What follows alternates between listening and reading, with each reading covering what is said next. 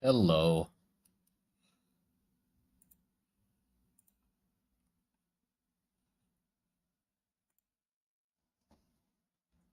Uh,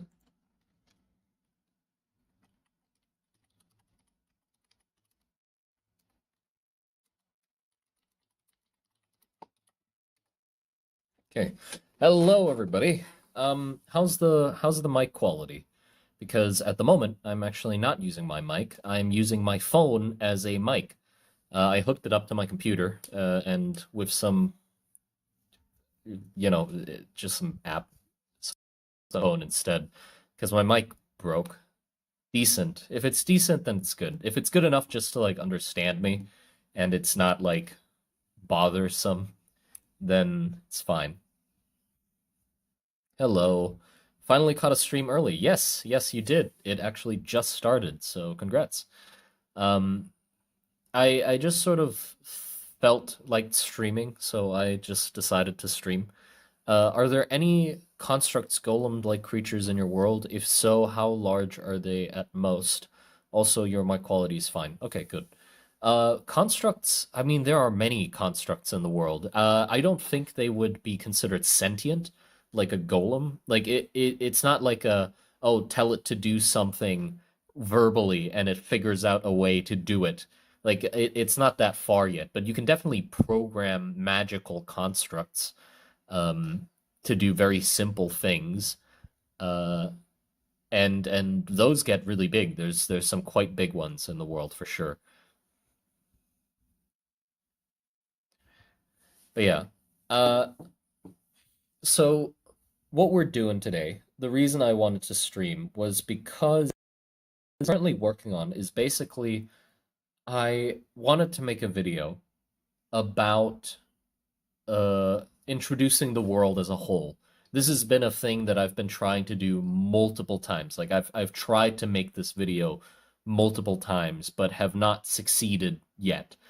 The main reason why is because with a video like introducing the world as a whole, just like the general vibe of the world, so people can catch up and know what the hell I'm even doing, is I want there to be pictures while I tell you about the world. And those pictures have to be a wide variety of moods and situations within the world to give you an overview of what the hell this world is supposed to be. Which means every time I attempt it, I get overwhelmed by how much there is to actually cover. It's not that I need to cover absolutely everything and show everything of the world, but just like a set of like 5 or 6 images that sort of give you an overview of what kind of colors, what kind of situations, and what the focal point of the world is. And so that's what I'm going to be trying to do today. It's not I don't think we're going to draw any of them like fully, but we're mostly going to try and figure out what those images are.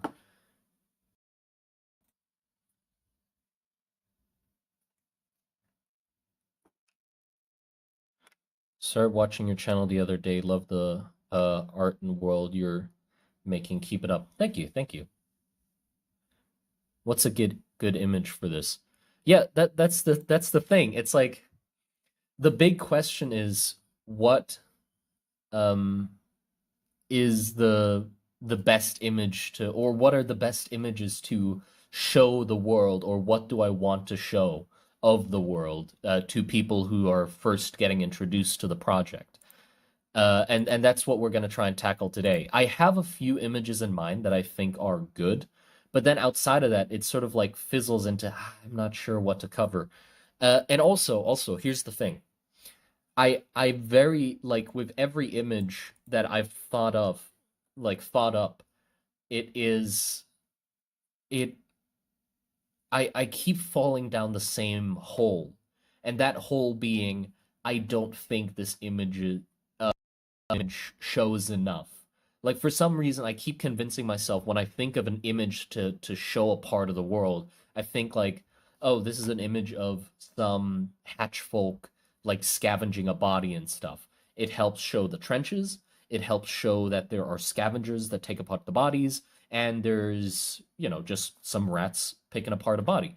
But then as soon as I think of that, I'm like, oh, maybe there's more that I can squeeze out of the scene. Maybe there's some drama happening, or I could draw another creature in the background because I haven't drawn any creatures in the other scenes, so I need a creature. And then that's like, well, what if I show like multiple rats and one of them on the edge of the trench, like pointing out that there's a platoon coming, so they need to quickly head down back into their tunnels and stuff like that. And it always like gets out of control and being like, this is too complex and too big of an image and it's too much of a mess. Turns from a simple close-in image of a rat stealing from somebody's body into a fucking vignette of like things happening all around with multiple creatures and shit like that. It's Riz. Thank you very much for the $5. Appreciate it. I love you've been doing well physically and mentally. Yeah, I've been improving, that's for sure. I'm always happy to get more content, but it's much better when you enjoy it as much as we do. Yeah, I'm working on trying to balance the videos and the amount of effort I put in the videos to have them be healthy, you know? Hey, so is the book going to be about individual stories of certain characters or like your videos where you explain how the world works and all that stuff? Well, I want the book to be from the perspective of people in the world. So yeah, individual stories, like little snippets and stuff like that. That's what I'm trying to do. Obviously, I haven't gotten anywhere with that yet. The Simon died. No, I'm still here. I'm not gone anywhere.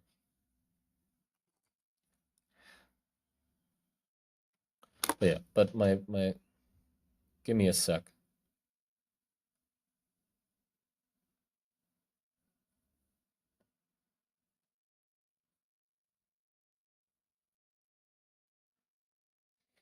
Are you ever gonna add anything more to the slag shells? That's the thing. Okay, so here are the things. Here are the things. The parts of the world that I want to cover, I've basically like laid out here, but I'm gonna write it again just so we can talk about them. So the main aspects of the world that I need or felt like I needed to cover, I might miss some, but so first of all, obviously there's the war, right? The war is like the main focus. So that is definitely something that I need to cover or show in multiple images, not just one. Then there are war machines because I think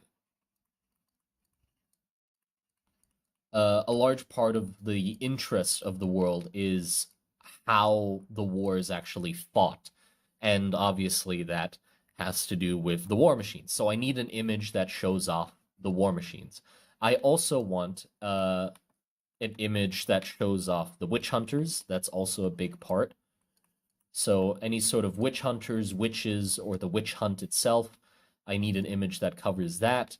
I also need an image. Hold on, let me pull out my book just so I can get the full list. Okay. I need an image to show magic in action. Mage in action. Because I feel like it's something that I don't have at the moment. I don't have an image that actually relays to the audience how terrifying a mage actually is. Like I've talked about the side effects and blah blah blah, all of that, the amount of sacrifice you need to do to actually become a mage. But then what do you get out of that, you know? I haven't illustrated that yet, so I definitely need that. I need something to show the bleeding belfries. That's definitely a location that I think is going to be good. So bleeding belfries. The reason being, I want to show as many moods as possible as well. So on top of showing these things like a checklist, I also need to show different moods that exist in the world. And the world is not just, I don't want it to just be one note, everything's brown or gray, and then everything's sad and just dread and death, you know? There be moods. And with the bleeding belfries, I feel like there needs to be more of a hopeful or sort of like warm feeling to them. to sort of help contrast all the dread and dreariness that the war brings. But then I also want scenes that sort of like with the war, I don't just want action scenes. I'm not crazy about action scenes. With the mage in action, sadly, or not sadly, but inevitably I'll have to make it an action scene or like a scene where things are happening while the image is there. Because it's a mage in action. But besides that, I don't want to just show that aspect of the war. I want to show the loss, the aftermath, that kind of stuff. So I've been thinking about like soldiers sitting and sort of contemplating their dead comrades and stuff like that as well, or like soldiers in prayer in front of like a shrine, makeshift shrine that they made up and stuff, just to show different aspects of the war. Then I want to have the bunker cities. That's also important. Bunker cities. Then I need to show the hatch folk, so the rats. Oh, thank you for the $5, Carrot. Well, Carrot? Whoops, sorry. Carrick Heart. Thank you for the $5. Appreciate it. Hey, just a quick question. Do you have any tips for creating a realistic magic system? What? I know it's kind of an oxymoron. Oh, fair enough. But I'm curious if it could work. Thank you for the 5 AU. I don't know what currency that is, but appreciate it. The 8 AU fortune. I really like the witches and curses videos, and the ideas are, by the way, is there any estimate of how long the war has been going on for? It's been going on long enough that all of the people that started it aren't around anymore. So it's a war fought by the sons of the fathers of the grandfathers. And so it's been like a solid. Which one's the 100-year one? Century? Century, I think. It's been centuries since the war started. It's to the point where the landscape has basically turned into a maze of trenches. Like it's not unrecognizable. The world has sort of settled into this war state already. Cornelian, thank you for the 250 RSD. Why am I getting notifications? Calm down. Hi, Simon. I used to imagine Worlds 2 and was going to do a YouTube channel about it. Now I only play Deadlock.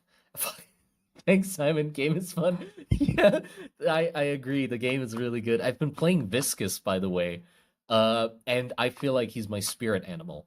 I've sort of flip-flopped back and forth between a lot of characters, and Viscous is the best one. I'll go deeper into that, but sorry. Let me answer Carrick Hart's question with how to make like a realistic magic system. Honestly, I don't know. I don't know how to make a realistic magic system. I know the oxymoron, but I know exactly what you're trying to get at with like asking a realistic magic system. I think the most important thing that I like about my magic system, or that sort of makes it more grounded, is that it's a magic system that has consequences or has like tangible resources that need to be invested to be able to cast the magic.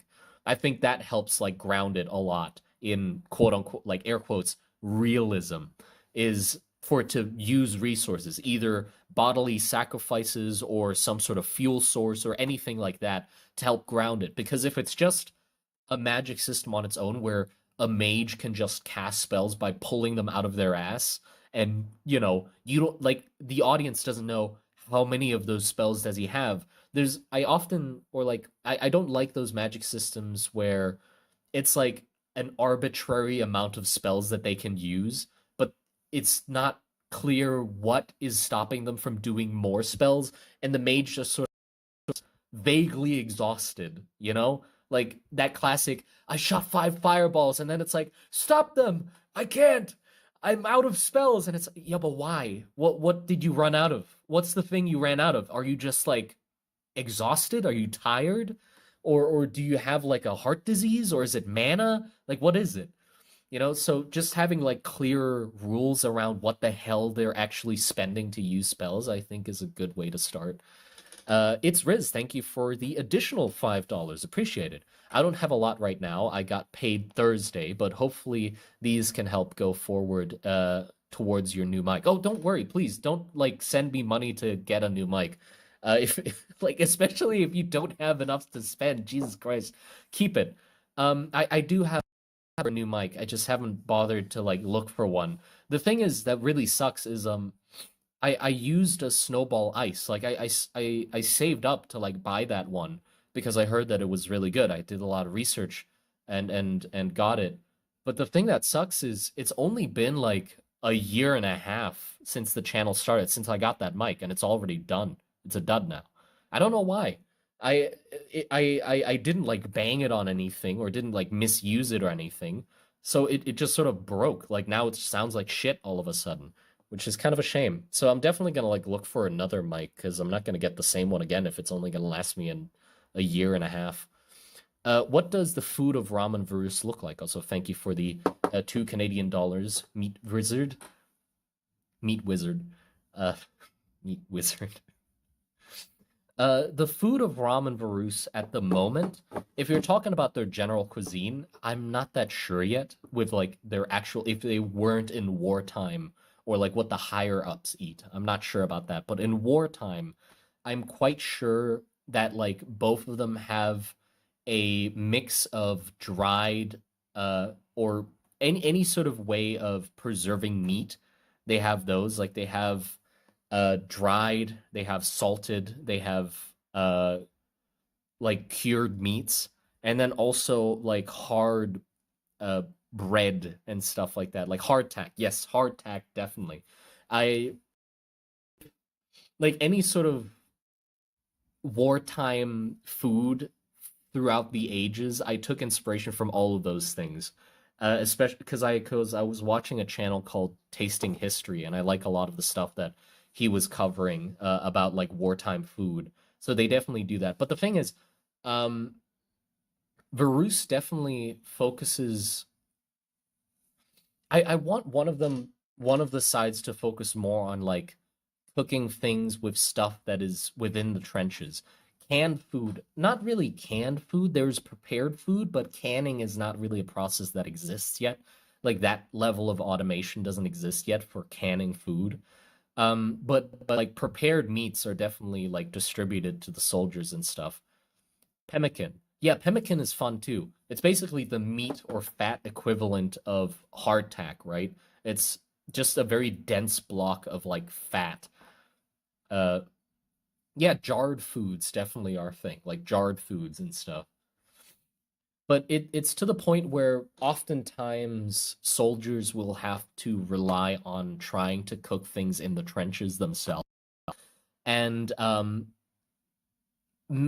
not quite sure yet if it's both sides that are, well, both sides obviously do this, but I don't know if either of the sides like encourage their soldiers to do it. If it was going to be one of the sides, I feel like Ram would be more likely to do that just because Varus's pride and level of, up their own assness wouldn't probably allow them to eat things in the trenches. I feel like Ram would resort to that a lot quicker of being like, there's a rat running around, let's just catch it and fucking cook it. But the fun thing is actually the trenches are teeming with life. Like I feel like, oh, that's also a thing I need to cover in the things I want to show of the world. It's not like the trenches aren't dead. Like they're not like a dead dry wasteland. They're mostly like wet and moist. And the thing with that is a lot of life those. Uh, Weirdly enough, crabs, like types of crabs, crustaceans, clams, things that you'd see in like, swampy sort of ocean, like tidal areas and stuff. Those sort of get into the trenches as well. So yeah, I want the trenches to be quite diverse. So you could be in the trenches and eat some crabs. Cannonball snails. Yeah, yeah, snails and stuff. I took inspiration from rice fields, actually. Like we have a lot of rice fields around here. So a lot of the animals you see in rice fields is something like snails, crabs, and fish or frogs, and toads and stuff like that. Shit, like the crabs and stuff, it's like confusing where the fuck they came from. Which, cause like we're not close to any oceans, but then sometimes they'll just randomly be crabs in the rice fields. Like they probably came from somewhere. Yeah, a crayfish probably would be a thing too. Love to visit Thailand someday. Yeah, it's fun. It's nice. I don't know where I'd recommend you to go though. I don't.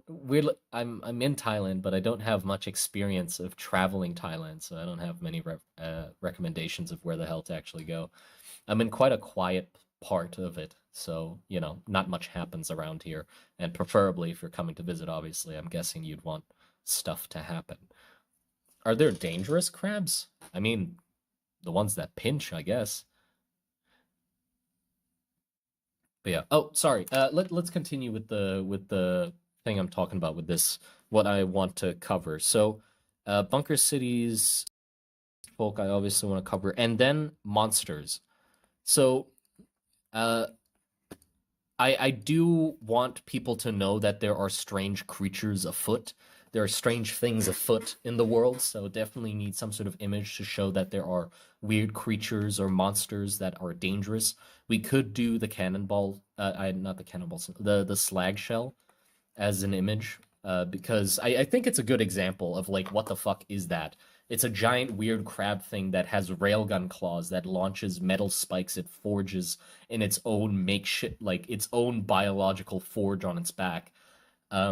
Which is, I think, a very interesting design that will definitely captivate some audience.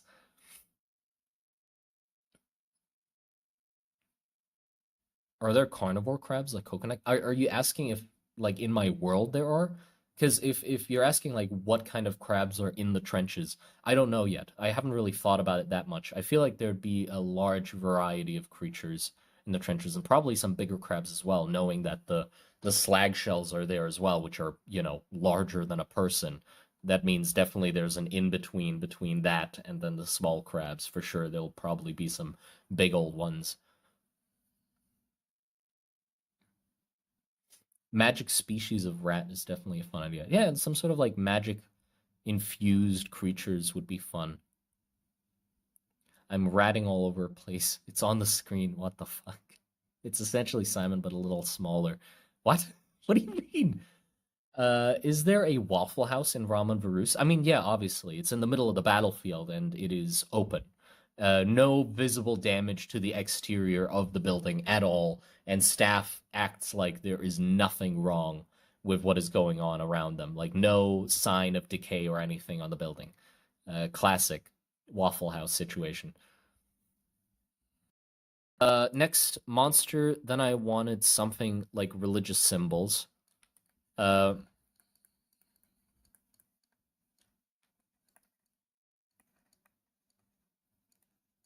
So with religious symbols, it's not that I need an image. Like a lot of these, by the way, is not like I want a separate image for each of these things.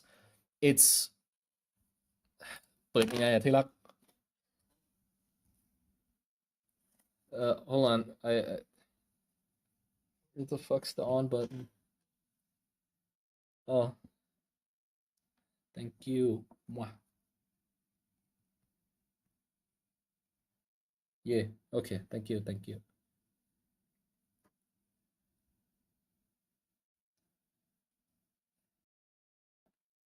Okay. Uh, is there a monster that's similar to the towers so people think it's religious? No, no. So, what I mean by religious, oh, like a religious creature. I mean, that might be interesting. Like with Ram, they revere creatures that are red, like they like foxes and stuff because they think they're messengers of Yorm. So it'd be fun if there's a creature that's similar to that on Varus's side, where they associate them with the pillars somehow. I don't know what kind of creature that would be though. It'd be kind of goofy if the creature just looks like a pillar, like maybe one of those stick bugs. Like just revere stick bugs because they're a stick. But that seems like such a, like a, oh yeah, it's a stick. We like it because it looks like a pillar. Yeah, things that fly high, probably a bird. Yeah, birds, stuff like that might be things that. But okay, anyway, what I was gonna say was all of these separate prompts. They don't need their own image. Like it doesn't mean I need this many images for this many prompts. A lot of these we're gonna try to overlap them. So it's not like I want a separate image that has only a religious symbol in them. I want to have an image that weasels a religious symbol into it somehow, and I don't want anything like it like my world has religions in it. It's not like it's not a religious war in the same sense as like for for the emperor kind of shit where you're like going in with like a fucking giant cross strapped to your back and stuff. But there's more subtle things as well. So I'd rather have things like this where there's some soldiers praying to a propped up like makeshift shrine or something. Or even more subtle, what I was thinking was this, which was like a Varusian soldier mourning over the body of his like passed away uh trench buddy, and he has this like candle propped up in his arms that is currently lit and like burning almost to the end. And it doesn't scream like, oh, religious fanatics, but it's more like a small gesture that has a deeper meaning if you know the context of their religion, which is basically so in Varus's religion, they burn the bodies after they die because it releases them into the sky, which then, the smoke floats up to the heavens and to join, heaven, so their soul can join heaven. But in the trenches, like as the war went on, burning bodies became quite difficult because of just, well, it's quite inconvenient to burn a body if your friend dies to like send a giant smoke signal, but also it's really hard to burn something if you don't have like wood readily available and also everything's fucking wet. So what they came up with was that every soldier has this sort of candle that they have with them that kind of represents their body, and it's this little like nice ornate carved candle, and everybody carves their candle differently. And if you pass away, what is customary or what you're supposed to do is you burn that candle for them to signify, like, to sort of signify them burning away and letting their soul go away from their body, instead of having to burn their whole fucking body. You just burn a little candle instead. So it's religiously significant, but it's not like screaming, "Ah, oh, giant cross on my back. Let me carve fucking religious symbols into my left tit or something." Do soldiers get freaky in the trenches? I'm so sorry. You should be sorry. I'm gonna I'm gonna refund your fucking donation for that. Jesus Christ. Um, do soldiers get freaky in the trenches? I mean, it depends on what kind of freaky you're talking about. If you're meaning like drug-induced, freaky, running into trenches, guns blazing, trying to take out the opposing enemy, then yes, they do get very freaky in the trenches. Uh, but the armor stays on. Are we talking about trench crusaders? Huh? Oh no, no, I don't have anything against like worlds that are very like religious in their wars. It's an aesthetic that works like really well. I like that aesthetic a lot. It's just something that I don't want for my world. Like it's that's not the direction that I want to go in. But that doesn't mean I don't like that sort of stuff. I very much like it. Uh at a point I was sort of struggling with I don't know if it's called imposter syndrome. I don't think that's what it is. I'm probably misusing that word. But with Trench Crusaders, I love that world so fucking much. And for a long time while working on my own project, I just had so many doubts about my project and wanting to stop working on it because I looked at Trench Crusaders and I was like, why the fuck am I even bothering? Like that's such a better version of what I'm trying to do. So like what's the point of me even making my world if he's just like making a 100 times better version than what I can ever fucking think of. But the like the less that sort of that feeling sort of went away because my world started shifting in a different direction. And at the moment I don't think it's like overlapping too much. Even though, I mean, the idea, if you just like sort of boil both worlds down, it's kind of the same idea. It's like a world that's like a mix of medieval World War I trench style warfare with like religious undertones and stuff. Well, in Trench Crusaders, I guess it's overtones. The whole war is based on fucking religion. Like that's the main driving force. But yeah. Oh, thank you, Meat Wizard, for the additional $2K, Canadian dollars. Canadian, they, it's called Canadian dollars, right? Yeah. Thank you, thank you. What about a creature based off of a Serenum toad? I'll have to search that up. Hold on. I don't know what that is.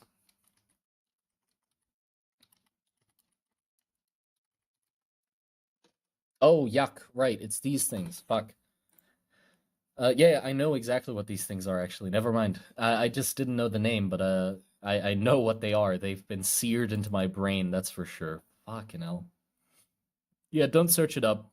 If it's the toad with the holes on its back, if you don't know. It's that one where its babies are in its whole back. Uh, he goes, "Oh, yuck." Yes. But yeah, what else? Religious symbols. But yeah, having a creature based off of that would be very fun to have in the trenches, actually. Good idea, good idea. I'll definitely try to use that. Mana core. Right, right. I want something to show the mana core as well. And then mage operation. Oops. That's pretty much it. That's like I don't want to go too deep into it. So that's pretty much everything that I wanted to cover with the world and try to capture that in as possible, but also like not forcing it. If an image doesn't need an additional bit to it, I won't try to add it and like force it in just to have it be ticked off the list, you know? I don't have imposter syndrome. Sounds like you do. Thank you for the £2. Happy nihilist, appreciate it. I don't have imposter syndrome. Well, the thing is, I it's not that I don't. I say I don't have it, but I just wasn't sure what it actually meant. Like I have an idea of what it means in my head, but I'm not quite sure of it, so I don't want to like use it confidently and misuse the word, you know? I think it was what I meant, but I'm not sure, that's why. I'm genuinely curious if something resembling a machine gun exists in the universe. Well, something like a pucker gun exists, but that's nowhere close to what a machine gun is. It's basically a revolving flintlock. It's not really a machine gun, you know, it's not automatic every time you push the trigger, it revolves the bullets it automatically. You'd have to, you know, uh, pull out the chambers, turn them to the next one, push them in, lock them into place, cock the thing, put the powder in, and then fire it. So it how long did it take you to make your magic system? It's hard to say. I mean, obviously it takes a very it's taken since the start of like when I conceived it up until now has been well yeah, like a year and a half. But that's not like I've been working at it, toiling away at it forever. It's like little bits and pieces get added to it. I'm not like pinpoint focusing. Like if I were to just have spent that whole time just staring at the magic system and trying to get it done before everything else, I don't think it would have turned into the thing that it is now. I think it's definitely good that I sort of thought of little bits of it just enough to keep me going.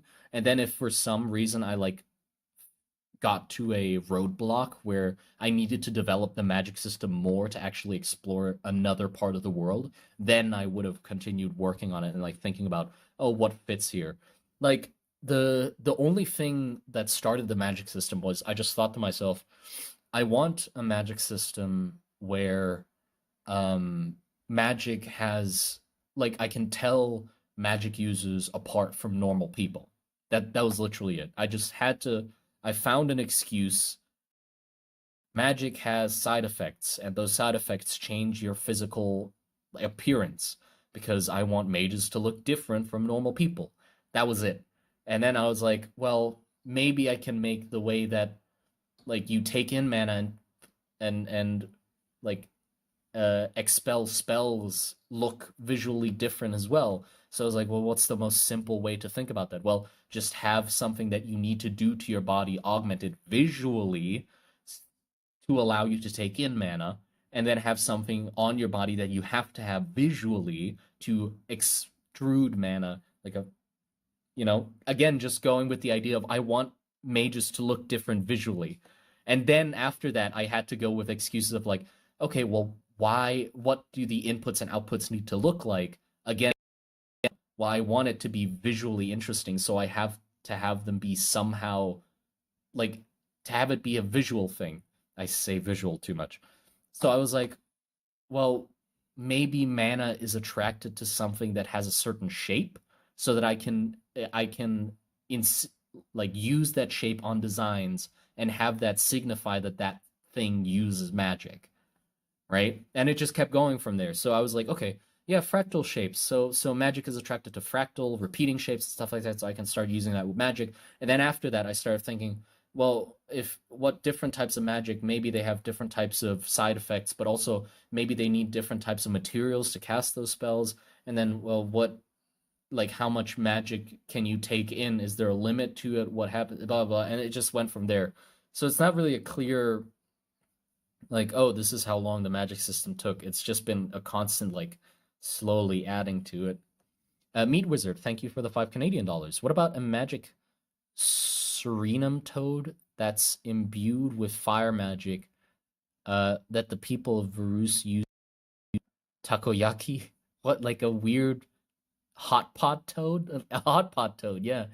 Or like a stove toad where you just like you push down on it and flames come out of its back. Like, but why would it instead of having like a burst of fire, which would make sense if it like evolved naturally to deter predators, it just has a nice consistent flame like a broil, just perfect for a hot pot. What the It'd be funny. I mean, that is very convenient like world building for you to have a creature that's basically a cooking stove.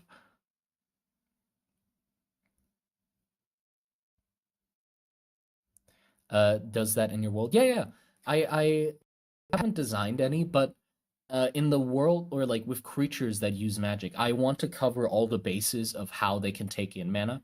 So I don't want it to just be like, oh, they need to have a repeating pattern physically on their body. I did think about having a creature that instead of having, a pattern on their body, they create something physically around them in their environment that they use to attract mana, like a spider making a web that attracts mana. So the spider itself doesn't have a pattern, but it makes a web that has one. Or what you said, which is like a pufferfish making a sand or something like that. I want a creature like that, which would be very interesting. I think like it'd be interesting if it was like a hive creature, some sort of termite or something like that, where maybe at a micro level, like looking at them individually, they don't look that special. But then if you zoom out, you realize that their structures that they're building, like their nests, are all like fractal shapes and shit. Like it's a grander, bigger plan kind of shit. That'd be cool, probably. Sorry, my nose is stuffy. Hold on.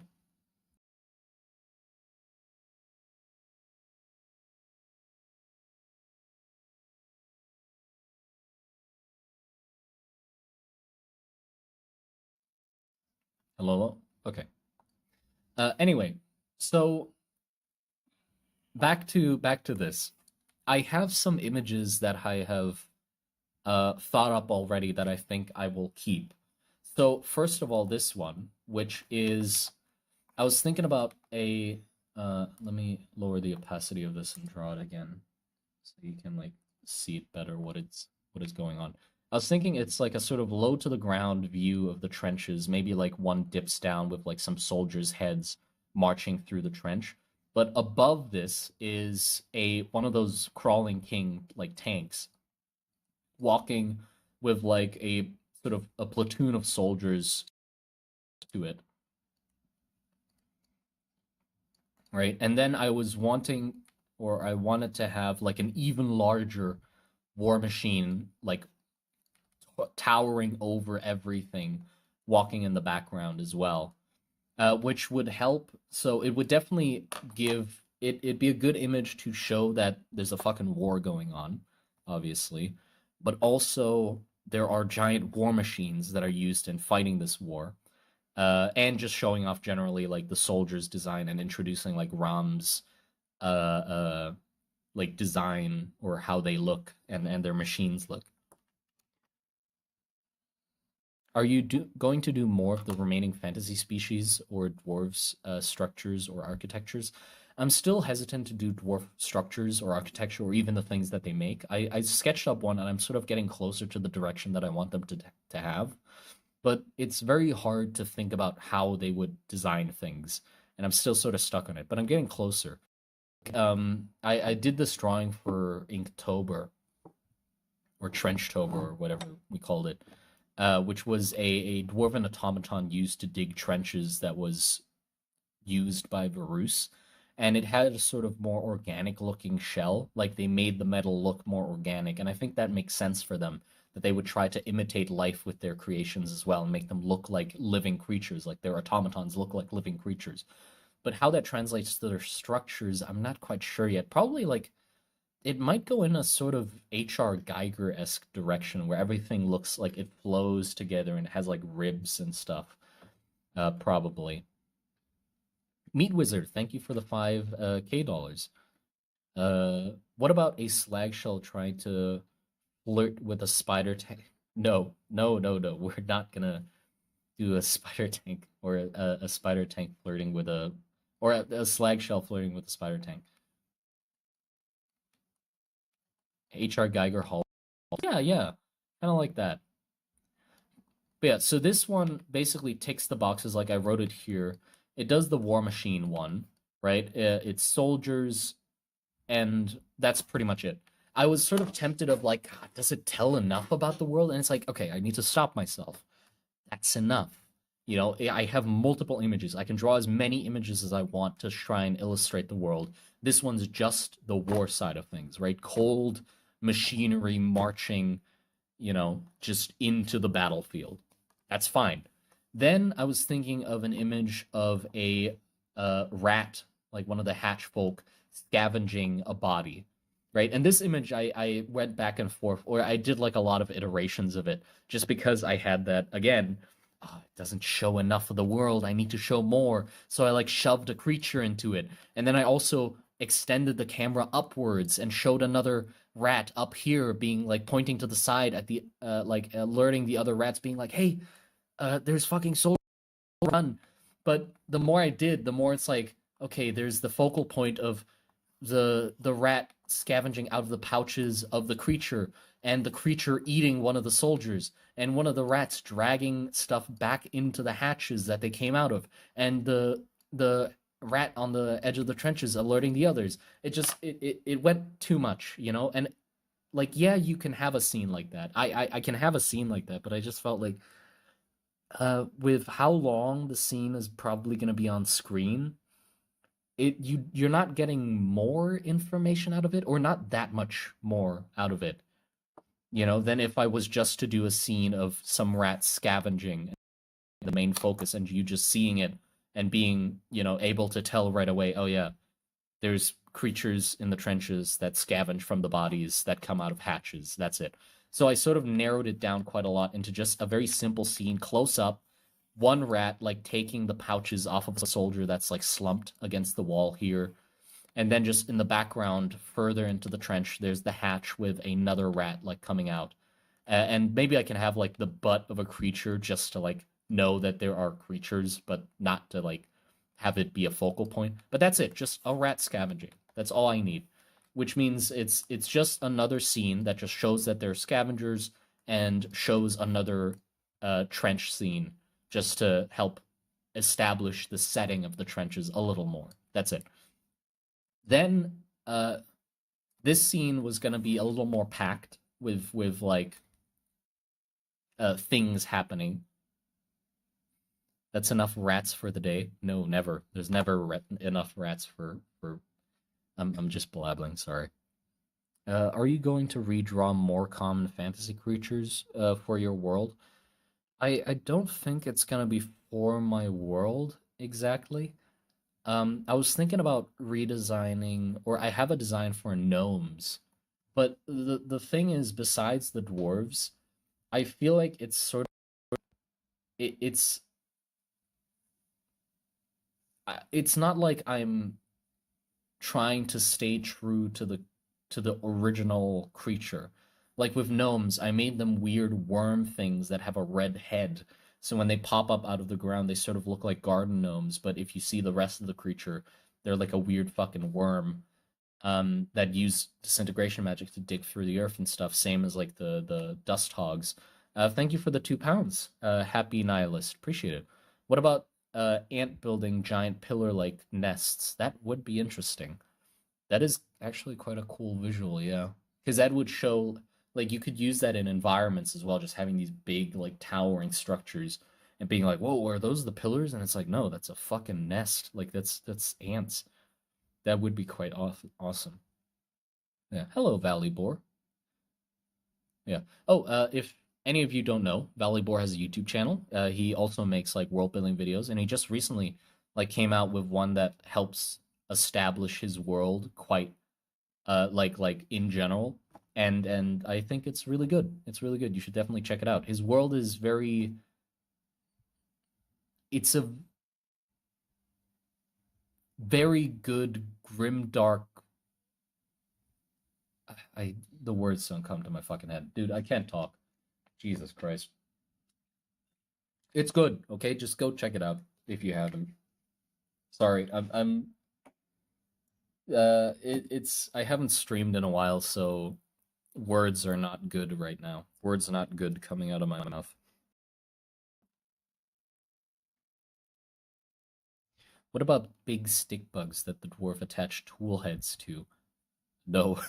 So they use the stick bugs as handles of tools?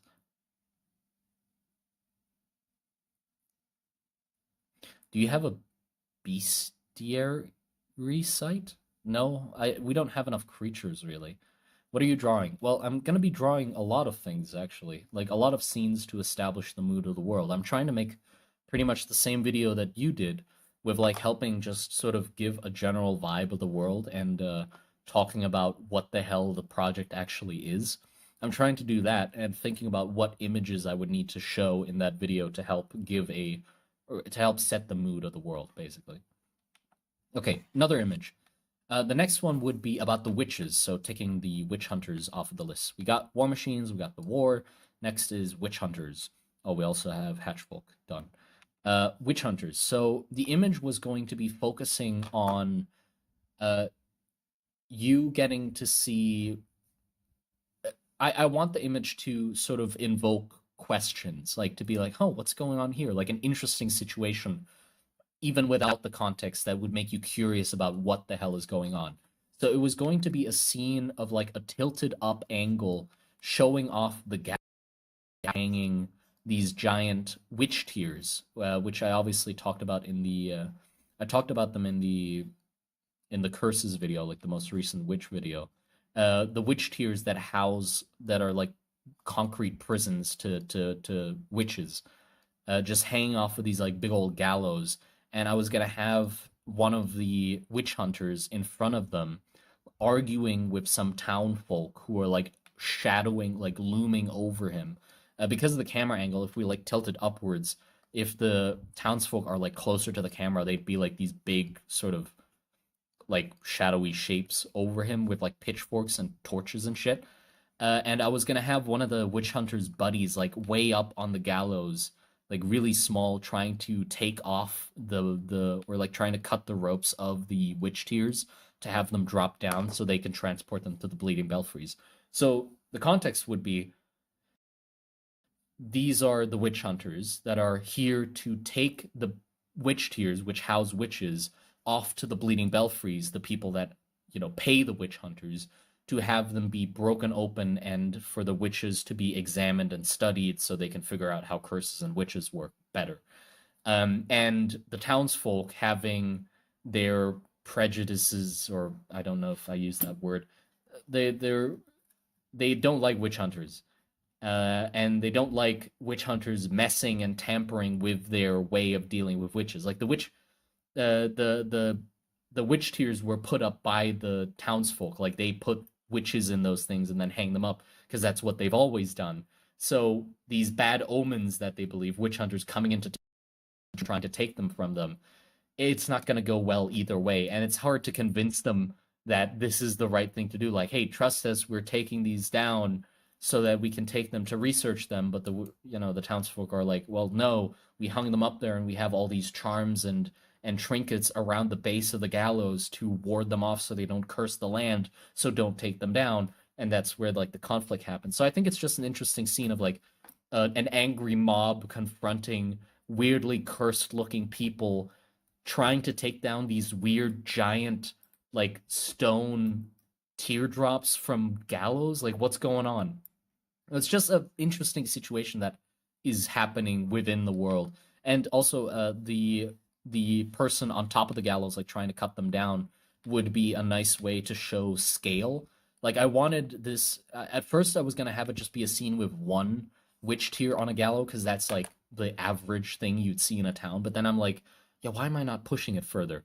With this scene, I feel like I can push it a little further. Let us just have it be this giant fucking gallows and have this guy like that climbed up on it to help depict how big it is, and just have these like this bundle like a bunch of grapes, like this bundle of giant stone or concrete tiers just hanging off of these gallows. I think that's neat. But yeah, so this and also the weather of this is going to be brewing storm. Reason being, with these different images, I also want to show different color schemes of the world as well. The war is very orange and red and yellow kind of tones, but that's not what the whole world looks like. So I'm trying to add more weather situations and stuff into the images so we can see like the color scheme that the world has. And what I've always or what I want to do with the witch hunters, and like you see it in the first witch hunting video I did as well. Yeah, the witch tier idea, by the way, came from Shabby and Sedeka. Those guys came up with it fully. I did not have any contribution in that at all. I asked for permission to take it from them, but fully to their credit, it's an incredible fucking idea that I love, and I've like tried to permeate it throughout my world because it's just so good. But yeah. What was I gonna say? Right. With the witch hunters, like in the first witch hunting video I did with the animation with Jakob, the sky is always like looks like there's about to be a storm. Which I think fits with the mood of the witch hunters. Like I wanna associate brewing storms with the witch hunters. So all the scenes that happen with them sort of happen in a stormy looking sky. So that's going to be like a more like overcast, dreary, like gray scene, like gray bluish scene, right? So getting some more colors in there. Then the next scene I was going to do was going to be the Bleeding Belfries, completely like dread, war, like scavenging, a conflict, and then just sort of calm, but still some like doom in the background. But I'll get to that. The next scene was going to be the Bleeding Belfries. And the Bleeding Belfries is this location that is quite far away from the war. It's the one I covered in the most recent video. It's the place where that hires the witch hunters to take the witch tears to them for research. But it's also a location that is fun for the research of witches, but also because they produce something called blood honey, which is a kind of like numbing drug that Rom uses. But that location, the Bleeding Belfries, is a sanctuary for the sick and the accursed, and it is quite peaceful, contrasting all the other places of the world just because it's so far from the war. So I was gonna have it be a scene of this like serene field of like wheat as like two people are walking up and going to the Bleeding Belfries, one with like a stack of hay on his back and maybe like a cart, moving along behind them and some like windmills and stuff. Uh, but the issue I had was I wanted one part of the scene to still allude to it being in the same world, which was going to be this giant ass storm in the background. So the sky would be mostly clear-ish, but there would be this giant storm, like wall of storm cloud, which was the mana core. I am not going to talk about it too much, but basically it's one of the inciting events of the war, which is this giant storm that is constantly surrounding one of the previously Varusian cities. But the issue I had was I had to sort of draw out the rough locations of where the hell everything in the world is because I didn't know how the fuck to angle the camera to where it would capture the bleeding belfries, like the location itself, and also the storm. Okay, here. Ram's capital is like over here. The war is happening here. Like this is Ram, right? Then this is the war. Then this is Varus's capital. So these are the world pillars, like the giant pillars. So there's one giant pillar here, one giant pillar here. There's one giant pillar here, and there's one giant pillar here, right? This is Burla. I'm not going to go into detail with that either. Burla, the war is happening in between these. And this is the other pillar, which used to be a Varusian city as well. So Varus owned two pillars. This is the one where the mana core happened. And the Bleeding Belfries is over here. So before the war, the Bleeding Belfries was a church owned by. So this is like the coastline of the continent. So the issue that happened was that because of the mana core and the giant storm, it sort of cut off Varus from the Bleeding Belfries, so they couldn't really hold that position anymore. So Ram took it over instead. But the storm is here. The Bleeding Belfries is like a monastery that's sort of on the edge of a cliff. So if I want to show the mana core, like the giant storm and the Bleeding Belfries, I'll have to have a camera that comes from this way, right? But the issue is if I show it, like if I want to show the monastery itself, like the building and the mana core storm, then I have to do a scene from the side of the cliff. So you'd see the cliff and the monastery and the storm in the background, like here, right? But then you won't see any people because it has to be that far zoomed out. So if I want to show the people, then I have to zoom it in, but then you won't see the monastery. You'd see the way up to the monastery because it's facing, so I can either do a scene of like these pastures, like these fields with the windmills, and the monastery is this way. Like it's way off in this direction, but you can't see it because if I face the camera, then you don't see the storm. So or I can choose to show the monastery itself and the storm, but not the people in the storm. So I'm not sure which one to do. So that image is still like up for debate. The next thing I was gonna do was another interesting or another thing that I wanted to show in the images is anomalies, which is just weird things that happen in the world, or like weird, very specific things just to give interest, like curious things that are in the world with no context, just to like be like, or just have people go like, huh, that is a very interesting visual thing that happens in the world. Why did that happen? What is that even? Like two of the anomalies that I've thought of that I wanted to show in these images is number one was going to be a red root tree, which is a lot of different things in the world coming together to create something that is weirdly beautiful, but also kind of scary. So the red roots are the plant that they made to reinforce the trenches, right? This sort of red, like square root structure that grows along the side of the trenches. It is attracted to mana. So it grows where mana is, where magic is, which means it keeps growing out of control, kind of.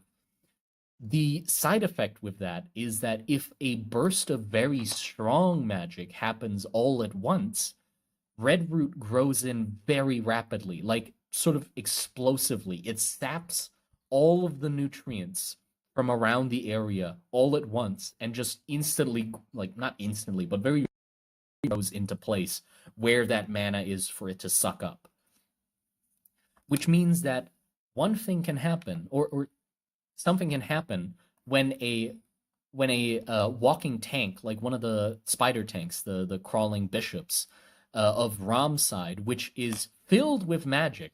Like the whole system runs off of magic, but also they have a giant like buttload of magic like cannon shells inside the tank itself.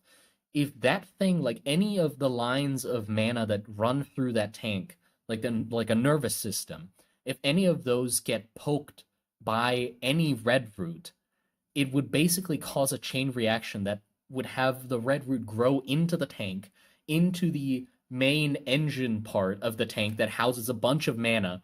The red root would grow out of control and basically blow the top of it off of the tank. Happy Nihilist, thank you for the £2.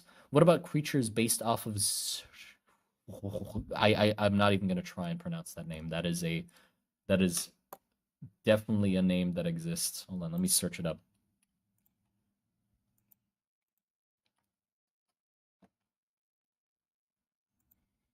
Giant birds? I don't think so. I don't think I'm gonna have like many big giant bird creatures, but maybe. I'll have to think about it. But it is a very cool looking one. Like I like its proportions a lot. It's very freaky.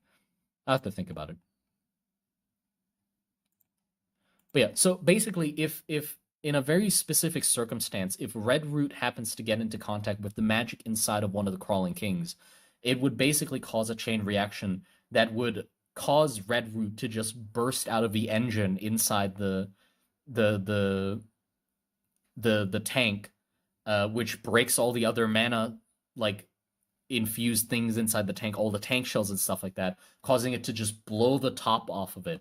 So one of the anomalies that I was gonna as an image to cause interest was going to be like a ruined, abandoned, like spider tank that's sunken into the mud in the trenches, and just this mushroom cloud looking giant, like spiky thorned red root bundle, like tree looking thing that has grown out of it, like blown the top off it, and the turret of the tank just nestled within the canopy of this tree, like this. And I was thinking that some like hatch folk would have turned this into like a site of interest with like trinkets and stuff like that at the bottom of it and stuff. But just a very interesting visual. Like how the fuck did that even happen? A giant like weird red tree that blew the top of a tank, you know? And the second anomaly that I thought of was going to be a cursed monk that is within the walls of Burla. So it was gonna be it would look sort of like the you know that scene from Annihilation? The guy that sort of just gets splattered across the wall inside the swimming pool. That's just like a bunch of fungus on a wall with like a guy's torso coming out of it. Like a more subtle version of that. Obviously, that's like the pinnacle of it. It's a very cool visual. I don't think I can top that really, but something similar happens in my world where there's these people that get infected, or that get infected, what, get cursed, to have their skin like grow over and over again, like that condition that exists in the real world where your skin gets like really thick and like cracks along the seams and stuff like that, and you know you gotta like scrub it off when you're showering and stuff like that. But that basically escalates into them basically melting into walls. So I was gonna have one of these people that has sort of assimilated into a wall, just like a monk sitting here peacefully with like these swirls, which are the curses, of course, just sort of out of them, and he's just like sunken into the wall, kind of, just like a freaky visual of like what curses can do to you. So yeah, that'd just be, so it would cover Burla as a city, obviously. Not like fully. It doesn't give you like a sense of what the hell Burla is, but it's just located at Burla. Um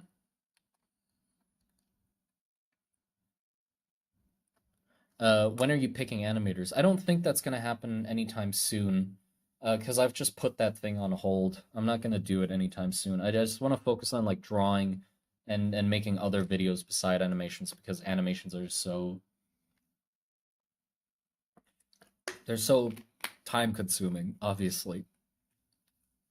When will the book be out? I have no idea, man. I haven't even started yet.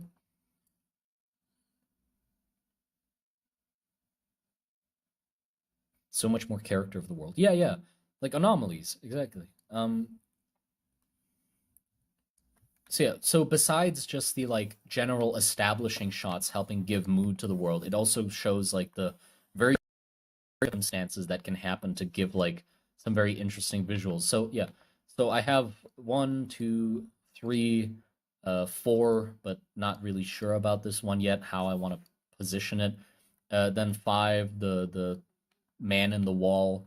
Then six, the giant red tree.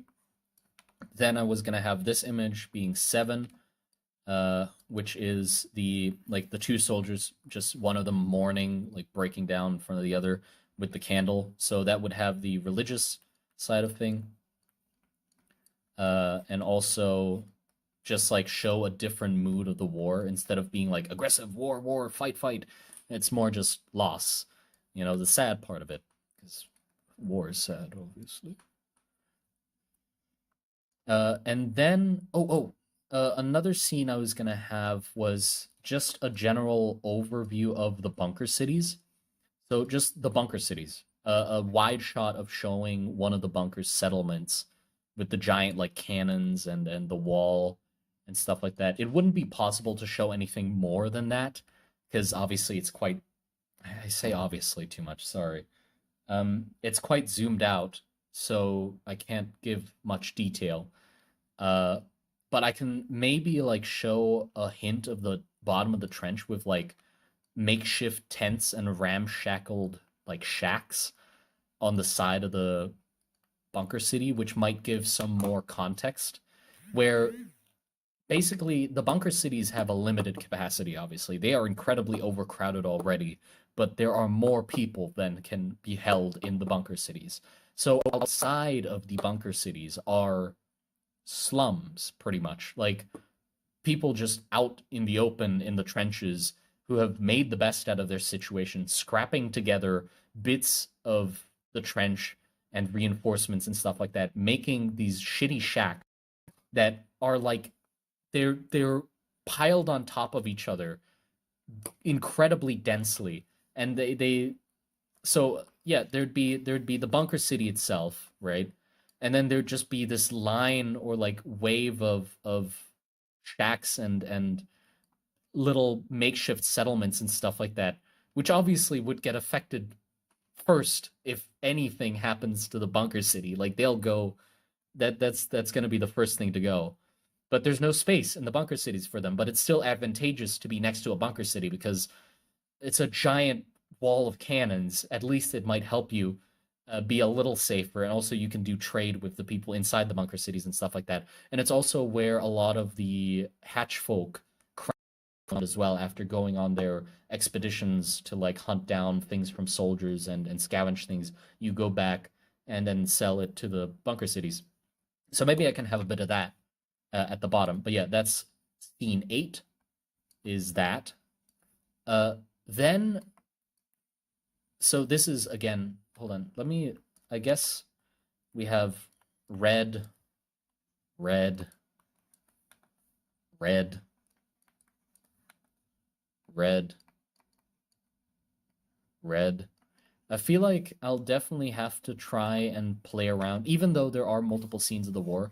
I'll have to like um make the color scheme more varied throughout the day, like daytime. Just have the color shift from like an orangey hue to maybe like a more purplish in the night, maybe or something like that. Because if all of these scenes are in the same like war location of red, red, red, red, red, it's gonna be too repetitive. I still need there to be some variation. But then, okay, I was gonna also have a scene that shows the um the religion of Ram, but I don't think that's as necessary because we also already have a scene that sort of hints at religious things, and this wouldn't add anything more besides again just being like, oh yeah, Tick, they have a religion, and I don't think that adds enough to the images. Like it's not contributing too much. Um, One that I do want quite a lot though is this one. Oh, CB21, thank you for the 10. Appreciate it. Will there ever be a sentinel type weapon? Like a overarching giant in a row along a wall, staring down the horizon with immense power like the Earth Movers from Ultra Kill or Jaeger from Pacific Rim? I mean, there will definitely be giant war machines. There's an image of this one right now, or one that I want to illustrate here, which is like this is the size of the soldier next to like one of the crawling bishops. But then I was gonna have like a giant, another walking tank that has like hundreds of, not hundreds, but a lot more legs. That's basically looming over all of this, being like the size of this, and just having a giant fucking artillery cannon on it. Um, but I don't think there'd be like any sort of mass mega weapon, like, you know, hundreds of these like big war machines next to each other. I don't think they'd be the frequency of them wouldn't be like that common. It'd more be like experimental units in Supreme Commander, if that makes sense. If anybody knows Supreme Commander, it's a strategy game. It's a real-time strategy game, and there's tiers of units that you can build, but the highest one's called experimental. And in a game of in one like game or round, you'd maybe see like a few of them, but they're not like a common unit. I guess if you go like late fucking game and you can't kill each other ever, then there's a bunch of experimentals. But you know, you'll get to use like two or three of them maybe per game compared to like how many other units there are. So I feel like it's about that kind of balance, like RTS style balance. Yeah. Oh, this is a scene that I wanted, which was this scene was suggested by somebody called Amanza. By the way, they're in the Discord server, but they also have like a Twitter. I don't know if the Twitter is called Amanza, but basically, I talked to them about the world, and they suggested this really wonderful thing that I think really helps humanize the people in the world, because sometimes I think it's easy to make a world look like I'm worried that the world looks stagnant. Like, yeah, there's a war that's been going on for hundreds of years, but then you sort of, if you just show that, it sort of makes you feel like there's nothing that is like it's not moving forward. There's no progress from there. It's like, yeah, the war's going on for 100 years, and it's gonna be going for another thousand fucking years if it keeps going like this. But also just on a smaller scale, like the people in the world. There's the poor people, and there's the people in the walled cities. There's the soldiers and the people up at the top, and like that's just the roles that they play, and that's sort of it. You know, nobody's trying to do anything about it. But he suggested a scene of literally just some people in the bunker cities that are trying to make the best out of their situation, cooking some meat on some steam pipes in the like hallway of the bunker cities. That's it. Just some guys sitting around cooking some meat on hot like steam pipes that are running through the hallways, which I think is just enough to show that people aren't just suffering and just not doing anything about it. It's not like they're just like, we're fucking dying. And then that's just their thing. Like they're just dying. And then they're just a prop dying there in the corner. That's person number two dying in the hallway. That's his role. That's what he's gonna do until he dies in the hallway. No, they're trying their to do better. Like they're trying their best to move forward and make the best out of their situation. It's like they're changing things. So it's nice to just have them like make the best out of their situation. Okay, we have some hot fucking steam pipes. I just got lucky and found a hatch folk that was selling some meat in the outer like slums of outside of the bunker city, so I bought some off of them. So let's just cook some meat on the hot like steam pipes inside the trenches or inside the bunker cities and eat it together. You know, it's not great, but it's better than nothing, you know? It's better than just, oh, I'm dying in the Trent. I'm dying in the hallways of the bunker city and just rotting away. So I think it's a really good scene to just show humanity, I guess. Like it makes you think of them more as people instead of just props. Literally steam hams. Yeah, because they're doing something. They're cooking, which is quite a human thing, even in their shitty situation. But yeah, I was gonna have them be like a guy and maybe like a kid, sort of like pulling on his clothes, like eager to eat the steamed pipe meat. Yeah. Also, I feel like it was going to have a warm feel to it. Like the whole scene would be quite cold except for the pipe, and that would sort of give like a warm glow. Uh, but yeah, that's definitely going to be one that I want as well. Though I'm not sure about the angle of it either, because there's one where it's a lot more intimate, like over the shoulder. I was thinking where you can see just the pipe and the expression of the guy and the kid being eager to eat it, and like maybe some other person or some other individuals within the bunker city are starting to like huddle together around this, being like, oh, maybe I can get a piece, you know? This is like a lot more intimate, but it doesn't really show much of the trench, or sorry, it doesn't show much of the bunker city. Like you don't really get a perspective of where the fuck are they cooking this. So I was thinking you could also have a more further away scene where it's showing that this is inside a bunker, so like tight corridors and like pipes lining the edges of the corridor all the way here, and like another pathway going here. Maybe I was gonna have like a little hatch up here with like a makeshift, like just showing that it's really cluttered and messy, and then just having these individuals like here off to the side cooking the meat on the pipe, which would put less focus on them. It'd be less intimate, but it would show more context of their environment, of where the hell they're doing this, right? Which might help it actually, because it's such a weird contrast of like, oh, this is like a stark, dank, cold, like hallway inside of a bunker city, and then suddenly there's just some dudes making a fucking, barbecue in the corner. Is everyone poor or is there an upper class? I mean, there's definitely people that benefit off of the war. Sort of become a does your world have different languages? No, it's just English. Um, it's because I don't see any benefit in me inventing any new languages for the world. Like it wouldn't add anything to the story. That's not the focus of the story. So it would just complicate things and make it harder to understand it. So it's just English. Um, you should draw a market square in the slums. Marketing it feels lively and a bit more hopeful, while still being kind of depressed. Maybe it's a tight knit community. Yeah, yeah, that could also be good.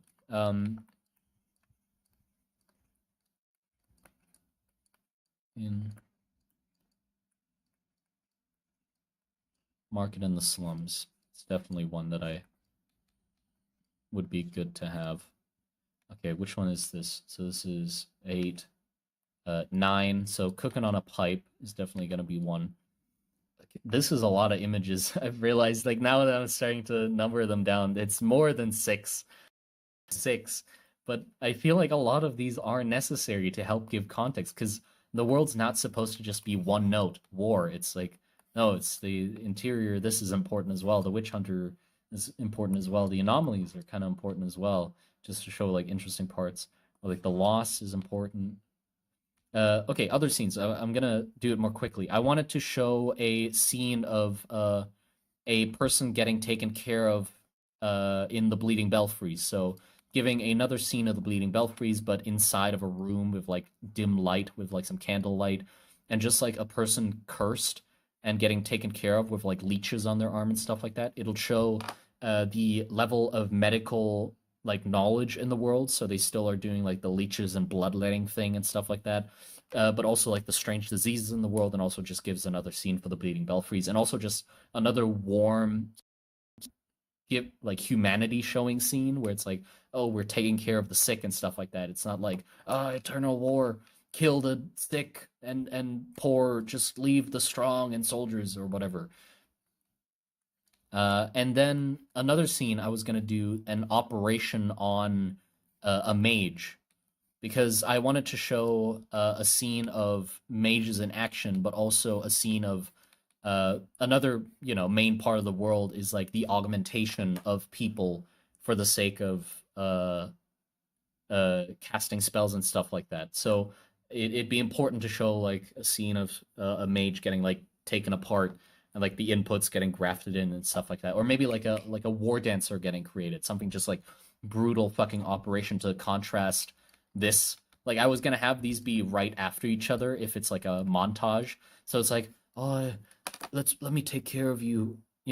Slowly like wind the bandages and like wipe his brow off sweat, and then just cut to guy like giant mage, buff fucking drugged up mage screaming, tied down to a table, getting cut open, his like bicep muscles getting pulled apart so they can enlarge each strand individually and then like sew it back fucking into their arm. Just like completely opposite. Both are doctors, but just very, one is like, yeah, just very different. And then finally, a scene of a mage in action, which I was going to have to be a scene in the night. It was, oh, here it is. This one.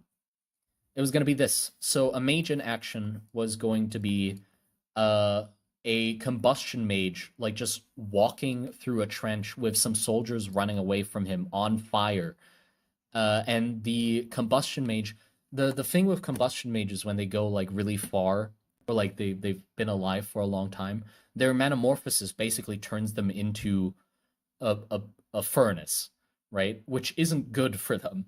They're burning up, which means it is the best if they go out and do their thing when there's something to cool them down. So it was going to be seen. It was going to be a scene at night and rain, because the combustion mage is basically the most comfortable when he's covered in a giant like big tarp that's just soaked in rain to like cool off his body while he's casting giant like fireballs and burning everyone around him. So it was gonna be this like silhouetted figure, fire and smoke going off in the background, just silhouetting this like big looming figure with steam billowing off of him as the water in his like big tarp is steaming off of him, and he has just this plume of smoke coming out of his face, obscuring his head, and just like burning soldiers running away from him, being like, "Ah, fuck, we're on fire," kind of shit, you know. So still terrifying. The kinetic railgun mage is at least a quick death. Yeah, the fire mages are definitely more scary than the kinetic mages. The kinetic mages are basically just magic snipers. Are fire mages used more during winter? They'd be more effective during winter because the thing is, it's not like you with combustion magic, like magically enhanced fire. You don't have to be concerned about like, oh, is you know is it gonna catch fire? It will catch fire. Like you are casting a if it's a fire spell, that thing that you're pointing at will be up in flames instantly. It doesn't matter. So it's better for the mage themselves just to be in a wet or like cold environment because they're so hot. So yeah, like winter would be a good time for them to use combustion mages or like have combustion mages become more active. So does the combustion mage only burn up while using their combustion magic? Yeah, it's the most aggressive when they're using their magic. Besides that, they are basically just, or if they're not using their magic, they're sort of just constantly um producing smoke. Not like a big amount. Also, this doesn't make sense at all, by the way. I if you're asking me like where does the smoke come from? How are they producing smoke? Is anybody them actually burning up to create the smoke? Like, are they gonna die? I don't know. But I just thought of a cool visual of basically a combustion mage having like their lips are like dried and basically like up to the bone, and just like this plume of smoke coming out of their mouth and obscuring the top of their head. And I just had that cool visual, and I was like, yeah, let's just do that. The side effect of using combustion magic is that you're smoking out of all orifices. It's just smoke billowing out of you. How? I don't know. I don't know. Something's happening inside them. I don't know what. Maybe we can come up with like a reason for how that happens, but yeah.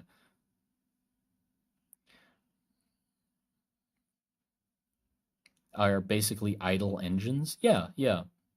Though most mages that get to that point of like having that much manamorphosis happen to their body, they basically need a constant supply of like a low amount of mana going into them, because mana also helps basically sustain the functions of what your body is already doing.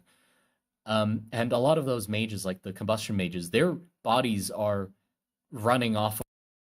Like if they got cut off from mana and they ran out of mana, they die pretty quickly afterwards. Like their bodies are failing, and the mana is the thing that's holding them together. So even if they're not casting spells, their magic is like their tank is basically slowly draining mana just to keep themselves stable.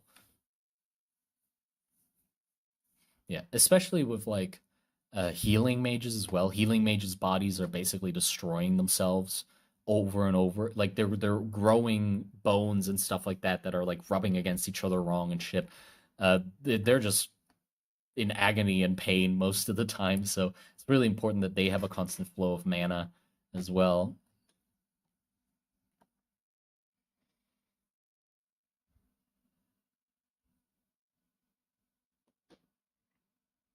Okay, yeah. Hold on. Let me. I'll be right back. I'm gonna go piss.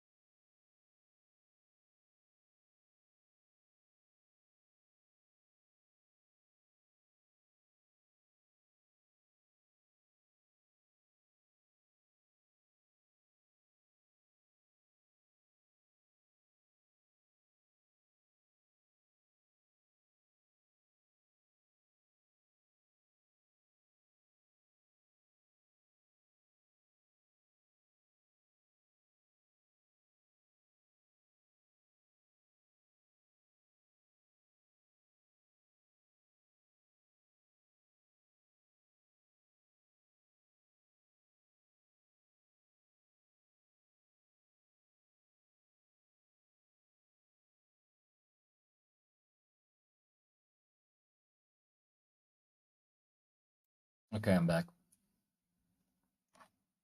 Long distance tactical pissing? No, no. I went to the toilet to piss. I did not like sniper shot it across the room.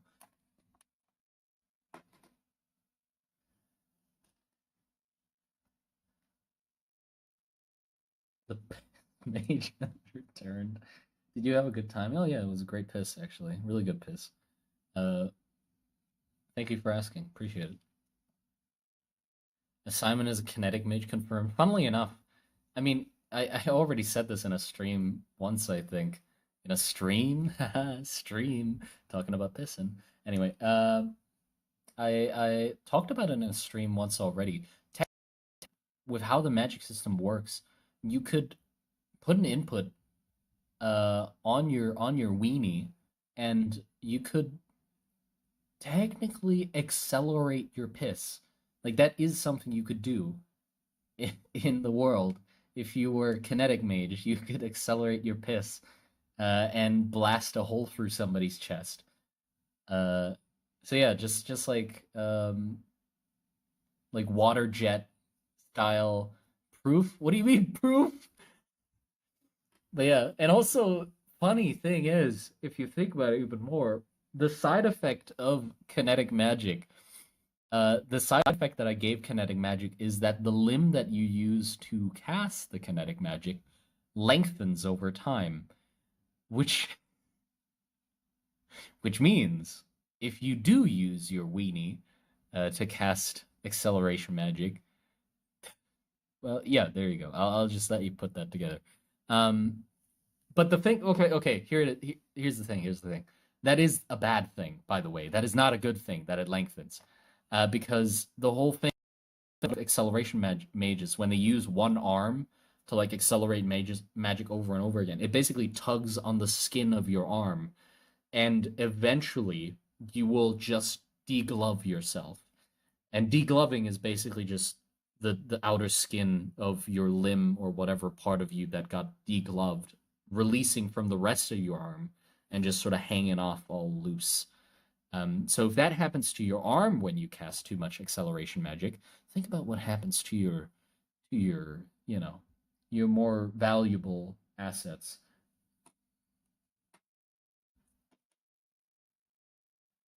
Please never say that they use one arm ever again, but they do. They do use one arm to accelerate their magic. Oh no, indeed, yeah. Are kinetic mages the least harmful mages in terms of metamorphosis? Yes, yeah, I think so. It's also one of the easiest forms of magic to grasp and learn. That's why there's so many of them. It's just for the amount of effort that you have to put into teaching somebody to use acceleration magic, it is a lot of value. Like acceleration mages are the most common, and they are incredibly valuable in. I mean, it's basically just having like if you think about you're in the age of flintlocks. Most guns, or like guns, sometimes still have trouble piercing armor. If it's too thick, and you have the equivalent of a fucking railgun, then you're pretty good. Like most trenches or fortifications don't matter to you. You punch through the whole fucking building and anyone who's in the way of that bullet. Or any tanks don't matter either. So it just sort of nullifies anything that has heavy armor.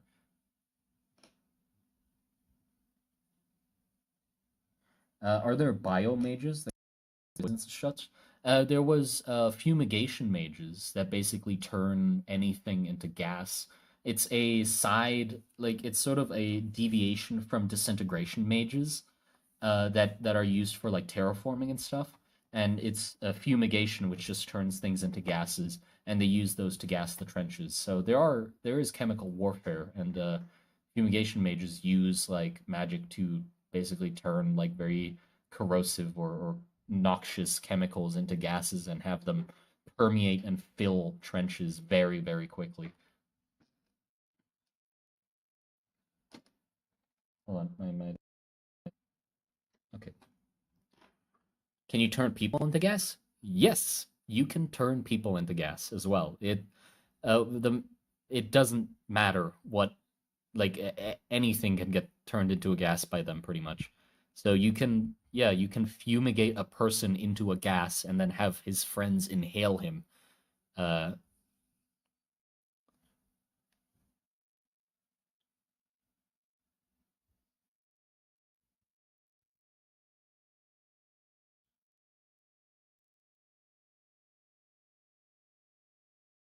Imagine pissing so hard it goes through a wall and kills somebody.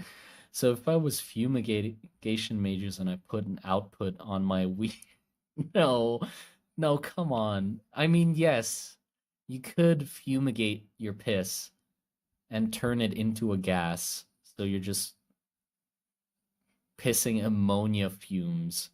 But like, come on, like turned wife into gas today, fellas. God damn, rip wife gas.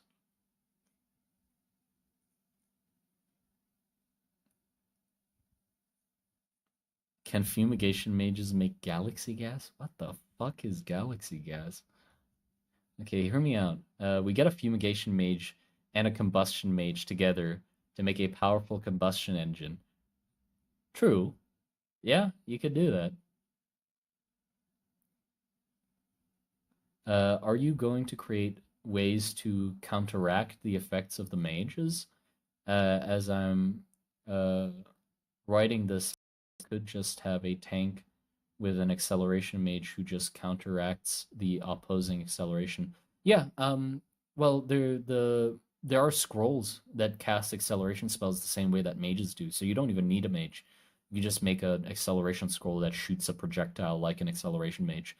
But the thing that I want to avoid in the world is sort of having an arms race. I mean, yeah, it's a war, of course. There's an arms race, but in the sense that I want to avoid anything that's like, oh, acceleration mages can shoot a projectile and punch through anything, and then you know, suddenly Rom comes along and is like, well, we just developed a magic armor that can protect against the acceleration mage's bullets that can punch through anything. So this armor can protect against it and deflect that bullet. And then it's like, well, where the fuck do you go from there? It's like, do you get the acceleration to, oh, we figured out a stronger method of casting the spell, so now we can punch through your acceleration resistant armor. And then, it just goes back and forth like that. It's kind of at a certain point it just loses the like if I tell you the bunker's made of concrete and metal, then you know what concrete and metal is. And you can sort of think, yeah, that thing can deflect bullets, or like it's not going to get punched through by like a simple bullet. And then seeing an acceleration mage just punch straight through the back and front of that fucking building, you get a visual like context of like, oh shit, this thing's, strong. Like that's a strong fucking magic spell. But as soon as I get it, like as soon as the extra layer of like, oh, we have magic bullet resistant armor, it sort of loses its context where it's like, yeah, there's this armor that protects against it. How strong is that armor? And why, you know,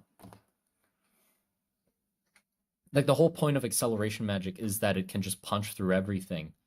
And there's not really a way of preventing that. Like, I'm not going to have them invent a new metal that can just block it. Percy Potato, I'd appreciate if you calm down on the spamming though. That'd be nice. Are there mana infused metal alloys? Yeah, you could definitely make them, but I wouldn't have them be like just a stronger version of something, for the sake of having it, because I don't want like a power creep where at a certain point you just lose all context of what the fuck or how strong something is just because it's so far from like our perception of what a metal is and what a concrete or how strong concrete is or whatever. So when does the bullet stop? Well, it does eventually stop. It is just like it's not with most spells or like all spells pretty much. They aren't like in a game where it's a magic projectile. The projectile isn't magic. An acceleration mage accelerates a projectile that is a normal ball of metal or like a normal bullet, but it just uses magic to accelerate it. But the projectile itself, if it like after it's accelerated and that fast, isn't magic. It's just a bullet going really fast. Uh, so it would just go abide by the same laws that a bullet going that fast would go by. I don't know how actually fast the bullets would go from an acceleration mage. I'm not quite sure yet. I saw that video of like a railgun like shooting through a bunch of metal plates with like sparks going everywhere, and the bullet just keeps going and going. Maybe like close to that, probably. I'd imagine like I want it to be easily like go through like a really thick walls of metal and concrete, because otherwise it's like, well, if it's weaker than that, then like what's the point of sacrificing that much to cast acceleration magic if it's not just stupidly strong? Eventually it loses momentum or disintegrates. Yeah, yeah. Does the size of the accelerated object affect how strong the metamorphosis is? How strong the metamorphosis is? Uh, no. I mean, what affects how strong the metamorphosis is how much magic you're using. Um, if you're accelerating a bigger object, You could spend the same amount of mana as accelerating a small object. Obviously, it moves slower because it's bigger. Uh, but no, it wouldn't affect it. The size of the object wouldn't. It's how much mana you use to accelerate it. Remember the break action crab. Oh yeah, we're definitely gonna do an image of that. Oh fuck, I have to do an image of that. Right, because I said, okay, we have all these images. We have like 12 images, but we don't have a we don't have of creatures in the world. That's another aspect that we'd want to cover. God damn it.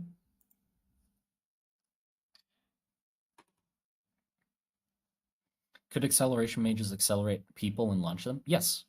Anything in front of them, pretty much. Magic does not discriminate. If a spell exits your output and has an intent behind it, whatever is in front of your output will receive that intent.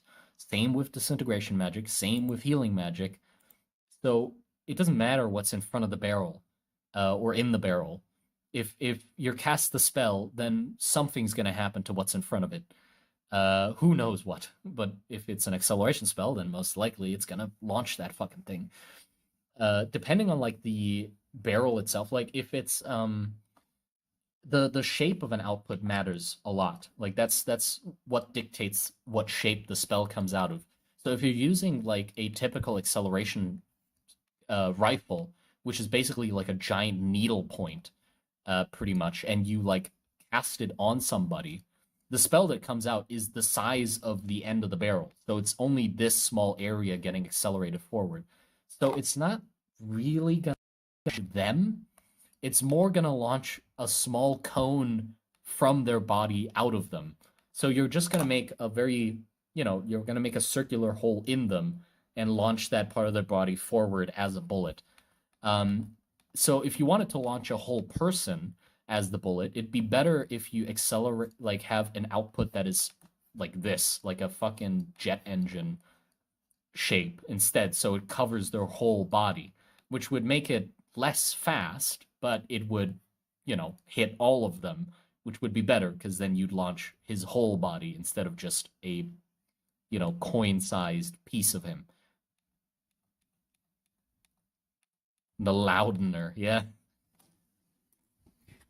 Can animals use magic? Yes. Yes, yes.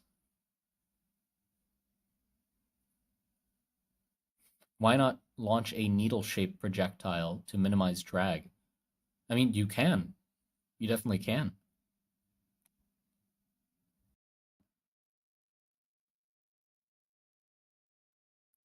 At the speed of light if they trained long enough? I don't think so, because that would break a lot of things. I don't, dude, that's gonna go into like a field of science that I have no fucking clue about, so I don't even want to touch that with a 10-foot pole. If I say like, oh, they can accelerate things close to the speed of light, I'm gonna have so many like sciency people at my fucking throat, just judging every single thing I say about the thing. It's like, oh, it punches straight through the building, and then people will be like, well, actually, if it's going close to the speed of light, it would just disintegrate the whole building. What is the weight of the projectile, and how fast is it? How close to the speed of light is it going? I calculated that it has this many, newtons of force, energy, whatever, shit like that. Just say to them it's magic. Well, yeah, but it kind of gets boring. Like, it gets annoying after a while because you have to keep saying it's magic. It's just magic. Like, don't look too far into it.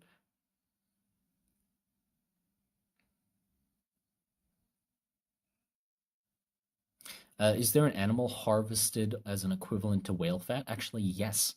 I can't tell you about it yet because we're still working on it. But yeah, an animal that has its fat harvested for something is actually a thing. Not it's not the same use as whale fat, but it's fat being harvested. Yeah, I hate intelligent people. Same, dude. Same. I'm not one of them. That's why. Fuck those intelligent people. Yeah. Anyway, so looking at the screen, what the fuck do I do next? Like, do you think we have all the bases covered, or do you think there are some things that I could condense down? Because looking at it, I have a hard time imagining what the hell I would take or like remove that would not, that would, you know what I'm trying to say. From the screen to the ring to the pen to the king. Yes, indeed. That's my anthem, by the way. That's that I love that song. It's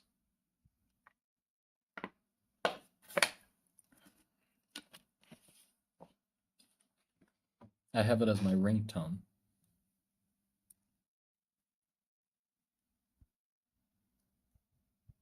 You know, when he said to the pen to the king, I really felt that because you know why? I use a pen. That's it. Prove it right now. I can sing it off the top of my head. I'll sing it right now. No, I don't want this stream getting like put down or like my channel getting suspended.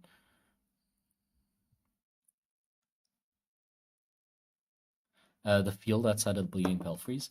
Yeah, I like that as well, just because it's like a very calm scene contrasting all the other ones. But I still have an issue of it not actually showing the bleeding fucking belfries, you know, because it's the monastery. Not this is the way up to the monastery. It doesn't show the monastery, which I guess is fine. Is it fine? Like it isn't, but it is fine, isn't it? But it doesn't give you that much context of what the hell the Bleeding Belfries is. Like the interesting thing about the Bleeding Belfries is you see what the hell happened. Like it looks like one of those getaway resorts that rich people go to, like one of those wellness centers. Yeah, it looks like a wellness center for rich people where like everybody's wearing sort of white robes with like the weird basket masks on. It's like a cult thing for some reason. And then you go in and it's like, why the fuck are they hanging people up or like strapping people up onto these giant sun disk things and hanging them off of the fucking cliff while like uh meat eating bees make nests in them and then they hoist them back up to extract blood honey from them and selling it to Rom. You know, like that's the what the fuck part of Bleeding Belfry. So it's like I feel like I want it to be a tranquil scene that looks calming until you see what they're doing. Like they're doing it calmly, but the thing that they're doing is fucked up, you know? But how do I illustrate that?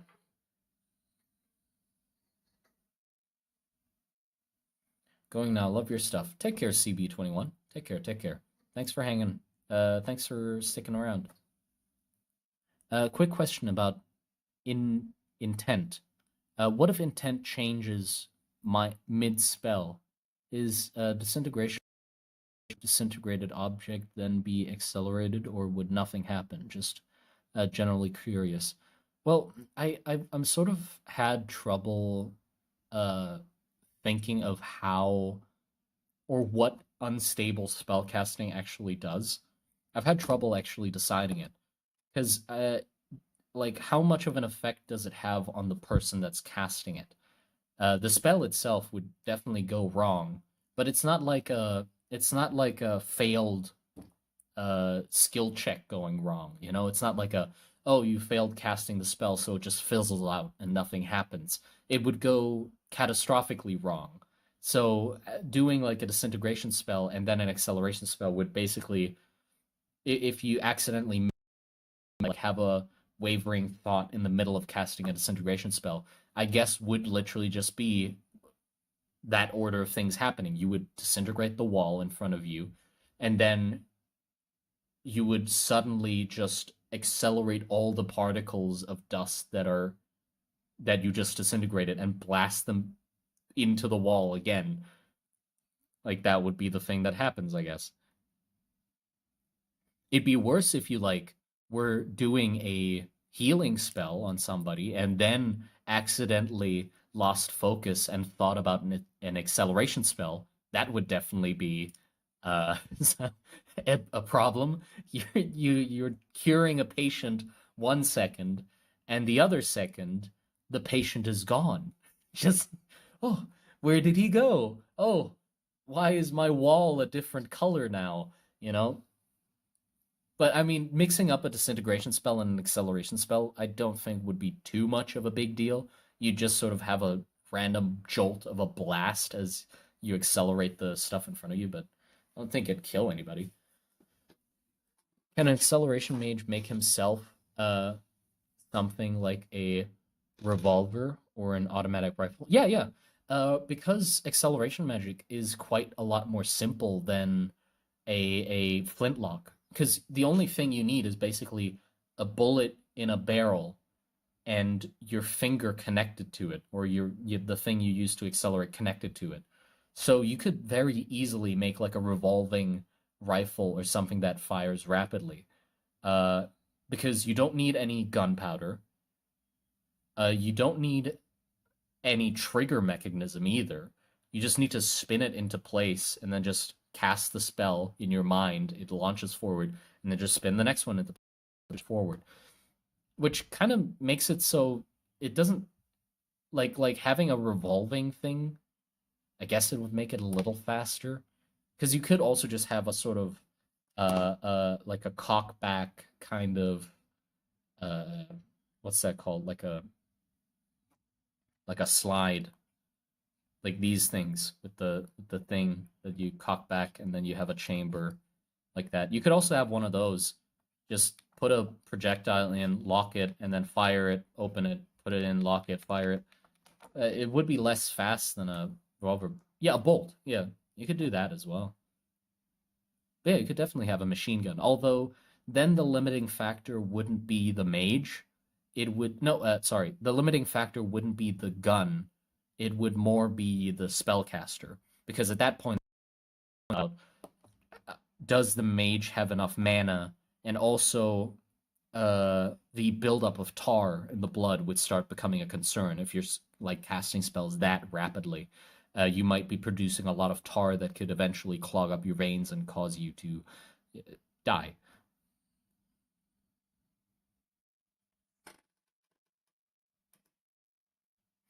So I guess you could, yeah, you could just replace the mage at that point. That's if that's the limiting factor, then you could have a giant like mobile cannon that is powered by an acceleration mage that can fire very rapidly. And then when the mage reaches their limit of like having, almost being full of tar and almost fucking dying, you just replace the mage and then just keep firing. That'd be the while the first one rested, maybe. So I'd wonder, depending on that'd be a really interesting calculation to do, just in your head, not like seriously on paper, but just thinking about how fast of a fire rate can you have with how many mages in a revolving uh like rotation. Like if I have three mages that are constantly changing positions to power the gun, how fast can I have that gun fire? Like how many rounds per second, or how many rounds per minute, let's say, with to have it have a cooldown period, but basically before overheating, the mage is overheating. That'd be nice. And then if you have more mages, then you can have a higher fire rate. Yeah.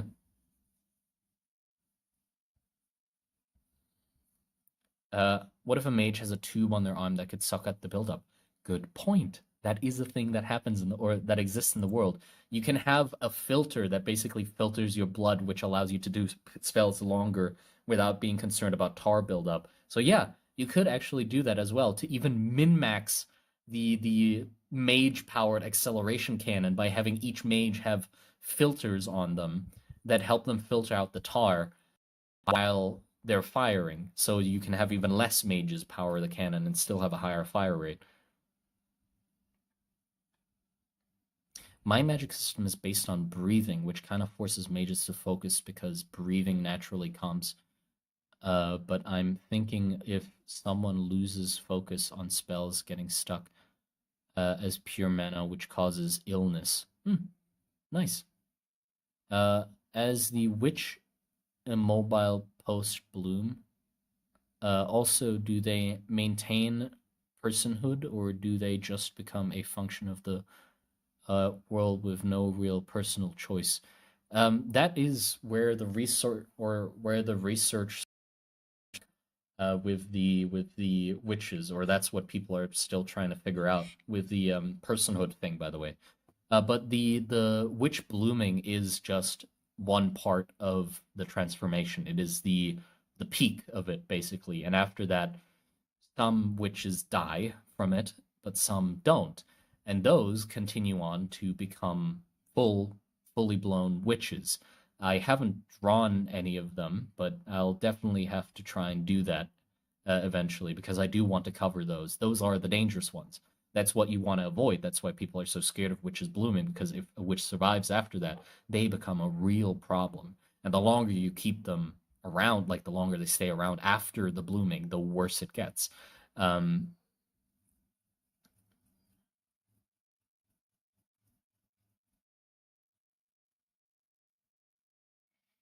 uh, a skillful acceleration mage with double revolvers with a giant hat. Yes, that would be able to exist. That would be very cool.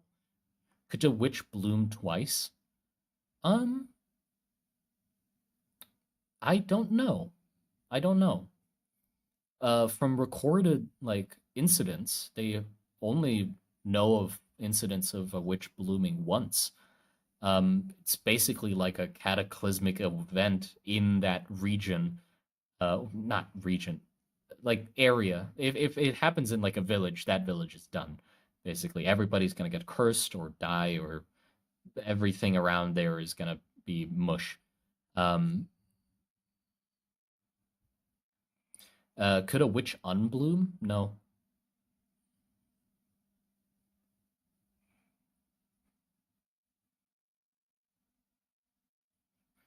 The horrified villagers watching me cut down a witch tear for a quick snack. Oh god.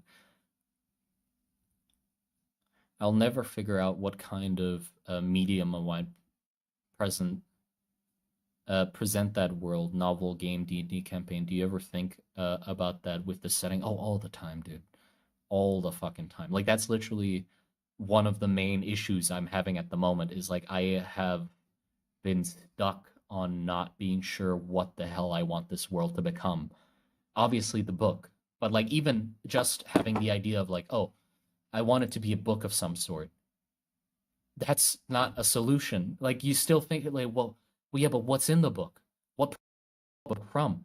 Who's writing the book? Or like, what kind of images would you want? How do you want to present the world in the book? Is the book used for anything else? Is it going to turn into a game? So the book is like a rule book, or is it like just a book that's yeah, yeah, like that's doesn't narrow it down at all. It's so hard.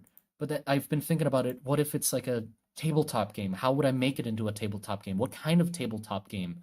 Like even it's so hard. Or um animations. Like I keep flip-flopping back and forth on if I want to have animations. I thought about it like, oh, what if I do it like a style of like very simple animatics, where I can like try and get a few artists to help me with it and have it be like short animations or animatics of different perspectives in the world to give you like a taste of different parts of the world, the same way I'm trying to do it with these like different images, and have it be sort of like Love, Death, and Robots style, where I really play around with the style and presentation of each of the animatics to help to like find a style that best accentuates the story that I'm trying to tell in each one of them. Um, but then then I think about it more, and I'm like, well, that's way too much. I can't do that, and I cancel that. So at the moment, I'm in limbo. So don't worry, it is not just you. I'm in limbo, not being sure what the fuck I'm trying to do with this. I have no idea what I'm doing, or where I'm trying to go. I know I think it's a book. I think, but I'm still not sure what kind of book. I kind of have an idea, but I'm not sure. But then I get, these thoughts creep up in my head being like, is that enough? Like just a book? just a book, you know, emphasis on the word just, making it seem like such a small thing. But if I were to have made an art book, or if I did make an art book out of it, that is not a small thing, right? But in my head, for some reason, it's just this word just. You know, this little shitty fucking art book, like that's all you're just gonna do? And it just makes me feel bad about my world building project. An audio story about a soldier. Yeah, that'd be fun too. There's so many things you could do, and the limitless amount of makes it impossible to choose. World building truly is a bitch. Yeah, I wish, it truly makes me miss the times in school when a teacher would just come up to you and give you a very clear, easy to think of assignment. Like, like they just give you an assignment and you just do the assignment. That's it. It just makes me miss that because at this point, I'm the person that gives myself the assignment and all of them aren't vague and like, I don't know where the fuck to go, you know? It's, I'm clueless. Uh, I am very, very heavily considering making a D&D campaign out of my game because while I love world building and make stories, I hate the process of actually writing. Oh yeah, making a D&D campaign would be fun out of it. So building the world and then just playing it out through D&D has been a really nice way to get my world out there. I really recommend you maybe try it out if you've ever done it. If you've ever done it. I am a DM. I do DM games. I used to DM games before the YouTube channel and stuff like that blew up, and most of my party got very busy. They've been begging me to try and like get back to DMing again so we can continue, but oh, it's sort of fizzled out now, and I'd prefer if we started another new world. So actually, it would be a very tempting moment to do this, but I feel like I need the videos to be consistent first. As you might be able to tell, my schedule is a mess. I don't post things consistently, I don't stream consistently, and my personal health is also very inconsistent. I go to the gym, but like in bursts, like maybe a week consistently, 2 weeks consistently, and then it just stops and I like get too focused on a video and get stuck on it and stuff and I don't post for a month and then suddenly I'll just have to push out a video and then I finally feel a bit of relief. I go back to the gym for a few days, but then another video says it's a mess. Everything's a mess. So like I need to get that order first before I think about adding anything on top of that already messy pile, you know? And I'd love to do a D&D campaign, but when I did used to do D&D, it definitely took up, like, yeah, it was a lot of work. It took up a lot of time, but I loved it. I love DMing, by the way. It's not like I'm not like a forever DM who's like miserable DMing because I don't have a choice. My players are playing and I can't be a player. No, I love DMing. I have honestly have more fun with it than being a player. Um, so yeah, but it is a lot of work.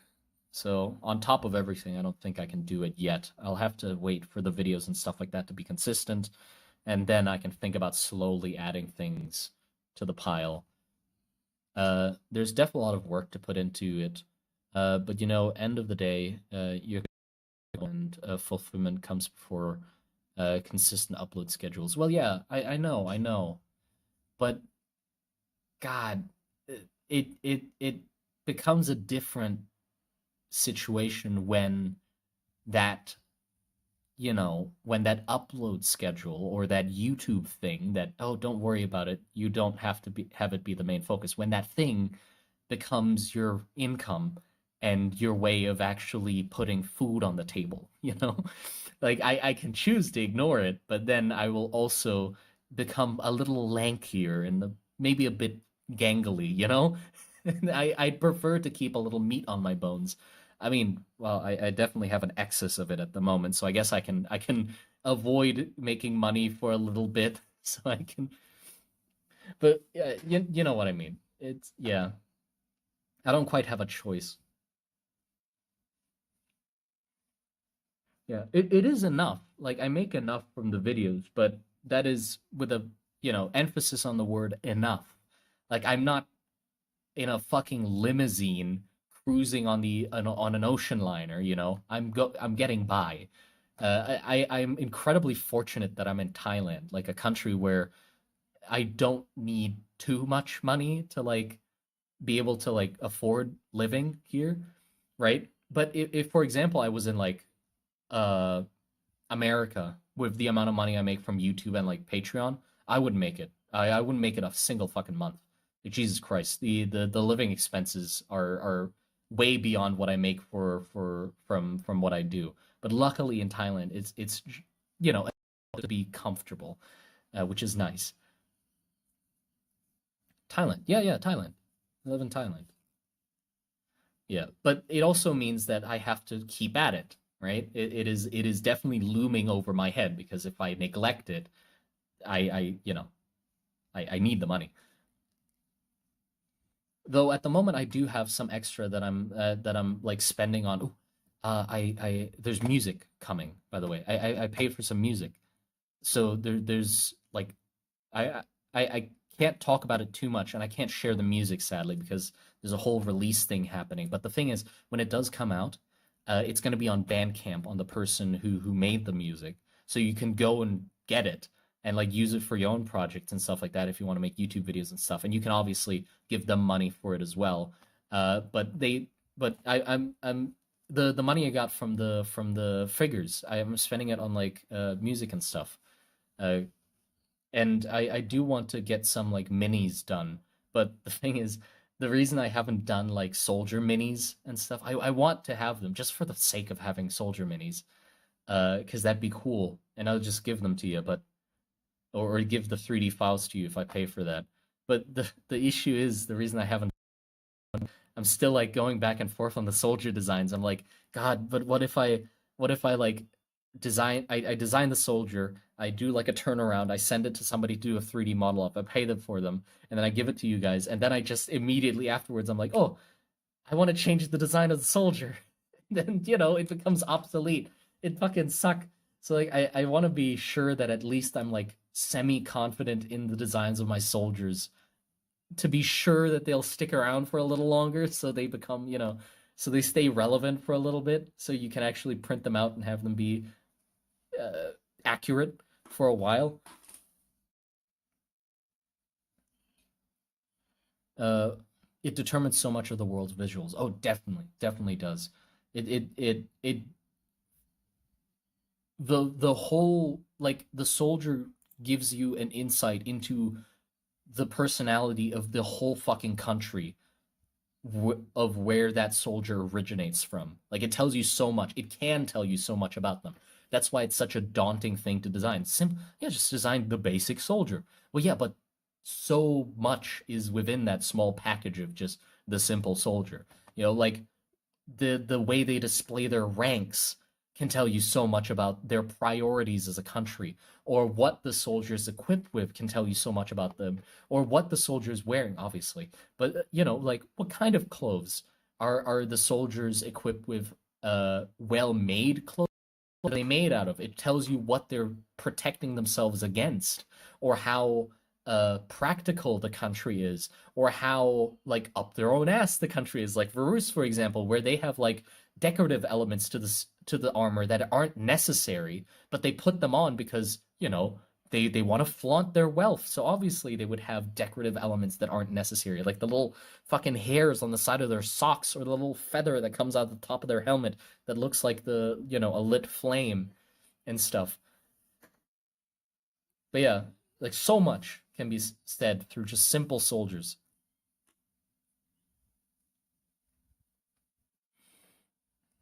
Uh,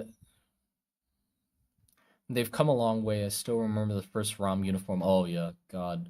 I mean, that was from those designs from way back when ROM as a country wasn't even established yet. I thought of like, oh yeah, this is the ROM soldier, but the design looks so empty. I mean, I like the design. I what it was at the time, but now looking back at it, obviously it is not that good of a design compared to what I have now. I think I'm pretty proud of what the soldiers have become now, but back then it was the ROM soldier, but ROM itself was this sort of vague, not even established what are their priorities? What are their design uh what parts of the soldiers' design do they focus on and stuff like that was all not established. So the soldiers in turn looked very vague. Like it didn't tell you anything about them or the country or anything, because there wasn't a country to tell you anything about. What kind of tech did the countries have during the start of the war? The war, not war. Um, I was thinking that at the start of the war, it would be close to, like, it would definitely be the start of the flintlock age. Like, as it was a boom of technology at the start of the war, which sort of started with the flintlocks and stuff. And they're still using flintlocks, not because I mean, I don't really have an excuse. Like at this amount of time having passed from the start of the war, they definitely could have already started doing like cap rifles and stuff like that with manufactured caps and stuff. But I was sort of thinking that instead of going that direction, like our world where they went into that development direction, what if instead they veered off into another direction where they were so pin focused on having flintlocks, like they didn't figure out how to like move on from that part, but like revolving flintlocks and magazine flintlocks and shit like that. I don't even know what the fuck a magazine flintlock would look like. But basically just the flintlock part stayed, but they just developed everything else besides the flintlocks. So at the current moment of the war, since the start of the war, still flintlocks, but they've moved forward in just different directions that's not the cap. The cap fired guns or like bullet casings or stuff like that. And also just because there's so many other things that they're focusing on as well, like the magic and the technology that is magic based as well. It's the same with their medical advances, by the way, because um, medicine enhanced with magic can be so advanced. Like it the world has such a contrast between they're still using leeches and bloodletting to cure diseases and believe in humors and fucking like miasma as being a cause of disease, but on the opposite side of the spectrum they're doing fucking body modifications with magically enhanced super soldiers. Both of those can exist because one of them is based around using magic, and the other one is just their normal knowledge without magic, right? And because magic is such like a gateway into like extremely overpowered and like uh incredible like breakthroughs and stuff like that, because magic allows that shit. They like the countries at war, knowing that that's like their gateway into having better technologies and like uh better shit. They just focus on the magic aspect of it and neglect, the normal just human medicine. And they're so it's a big contrast between the two.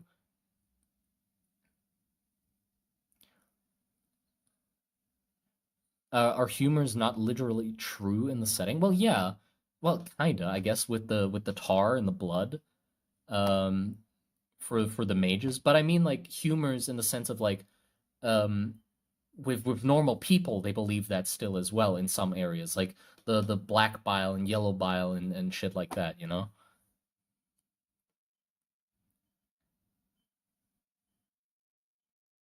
Yeah, the magic crutch. Yeah, thank you. You worded it perfectly. The magic crutch crippled them to stay where they are because magic was such like yeah, it crutched them. Like on the magic, so now everything that isn't based on the magic is shit, or still in the past kind of, and all the innovations are just based around the magic system thing, right? So that's why there's giant walking tanks and shit like that, contrasted by soldiers that are still holding flintlocks and giant cannons that can punch holes through bunker cities easily.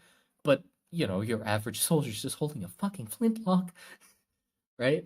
Both of those can exist because the magic allowed all of those innovations to happen while still leaving everything in the dust.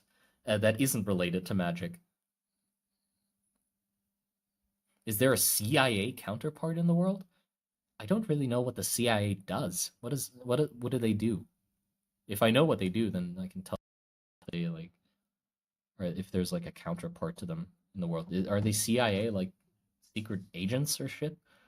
Like spies and stuff are definitely a part of the world. I mean, that is just an inevitable part of a war, having secret agents and people trying to disguise themselves as the other side to gain information and tapping lines and stuff like that. Like that's for sure a thing. I don't know if that's the CIA though. What's the CIA? What do they do?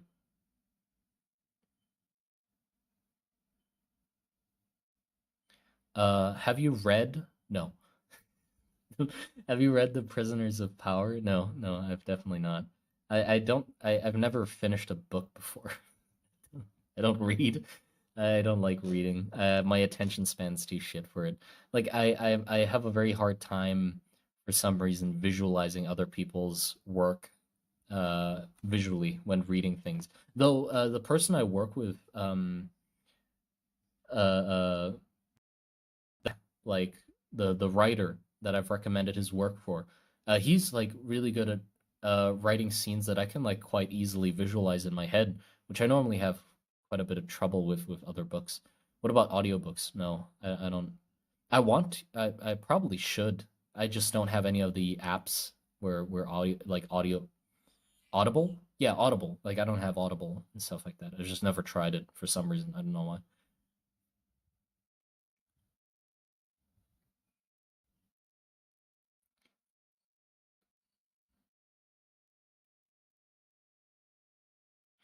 Intelligence related stuff, information gathering and data. I mean, yeah, they definitely have those. I doubt I'd ever cover them in the world though, because that seems like a sort of background thing. Like when it comes to like, I'm not gonna cover everything in the world, only the parts that I think are the most interesting. So like, if it's like intelligence or like data management and shit like that, like behind the desk stuff, I don't think I'll like there's nothing to design for me. It's a dude behind a desk.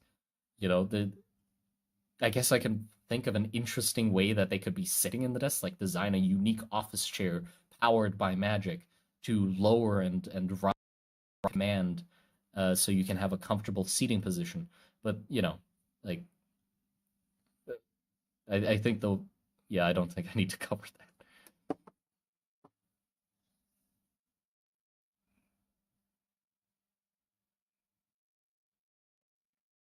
At least for when starting, is to just choose a part of the world you want to do, and when bored with that, move to the next. And small tips where writing things down. Oh yeah, definitely. Sorry if I missed somebody's message, but yeah, I totally agree with Caekju. I don't know how to pronounce your name.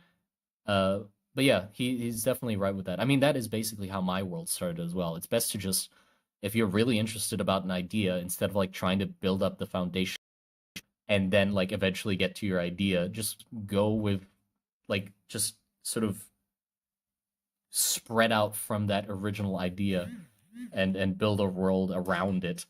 That's the best way to start. It's fun. My world started from creature designs. Like we designed creatures on stream, and then we sort of thought about the environments that those creatures are in, and then it sort of just went from there. Like it got out of hand. Some creatures started coming from the same locations. Then what about people that hunt those creatures? What can they use those creatures for, like Monster Hunter style? What do they use the materials from those creatures to do? And then it just escalated and said, and focused less on the creatures and started focusing on the people. And then eventually the people started focusing on war between the people, and then eventually started to focus on the war itself. And the creatures sort of fell to the side. And in the end, it just turned into a world that was focused on a long lasting war between two countries. Uh, but yeah, a world building project definitely. I love world building projects that are basically just one concept taken to the extreme and just seeing how far you can take it, which is great. Because a world building project, even if the name is world building project, it doesn't have to be a whole fucking world. Like you can focus on one city and just go really in depth into that city and what they do and stuff like that. And that can still also be a world building project. It's just focused on that one city. Like Monster Hunter is a good example of just focusing on one fucking thing. Like that whole world, it's just focused on monsters. Everybody hunts monsters. Everybody, like, you either hunt monsters, you make shit with the monsters, or you cook the monsters, or you eat the monsters. And everything revolves around that. And that's it. That is the world. And that works perfectly fine. Nobody's concerned about, oh, well, what about the other countries that don't focus on the monsters? Who gives a shit? The whole world is about that one thing and everybody being obsessed about that one thing. Or Pokemon. The most successful fucking franchise or whatever is they're pinpoint focused on this one fucking thing, putting monsters in a ball, and then everything in the world revolves around this one thing, and that's it. And I want to do that with my world as well. Like there's the war and everything that revolves around the war, and that's it. Like, yeah, of course there are countries outside of Ram and Varus that aren't that involved in the conflict, or they have other things going on, and I can cover those, yes, but it would just dilute the world building project. The project is focused on the war and everything around it, and just trying to go as deep as possible with it to see what interesting ideas I can come up with. And if I now like all of a sudden focus on a different country and just tell you about fucking oh, that country in the desert way over there that has nothing to do in the war, they have an interesting trade route or way of using magic. Well, yeah, great, but it just dilutes the focus of the project. Now it's like, well, what is the focus of the project? Is it the war, or is it that way country over there that has nothing to do with it?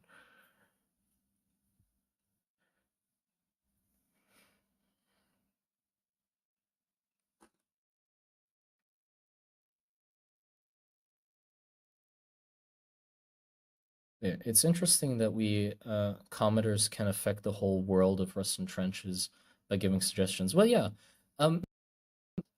Though it's sort of lessened over time. Like at the start of the project, obviously, any sort of suggestions basically shifted the whole fucking.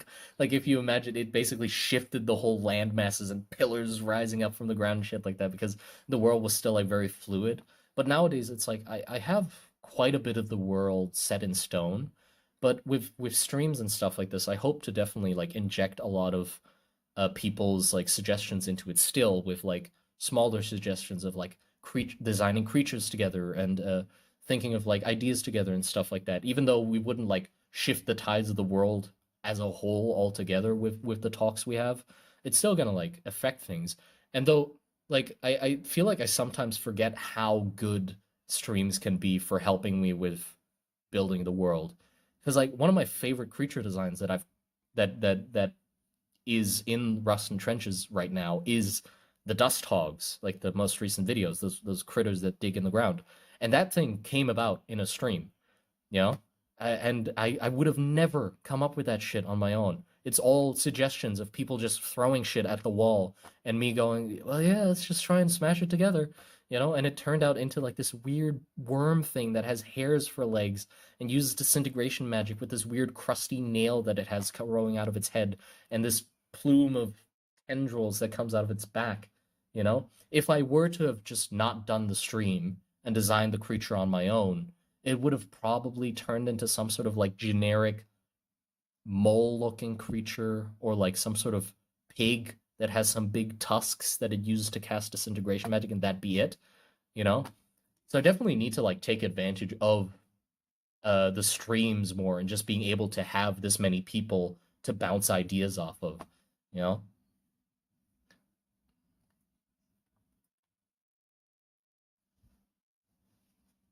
Is there naval warfare in the world? How do weird fish fit? I we have like me, Shabby, and Sedeka. Shabby and Sedeka have done most of the work of thinking about like naval things, because they thought about like a civilization of pirates that have trade with Ram. And we're still working on it. I don't think it's gonna be too much of a focus, uh, because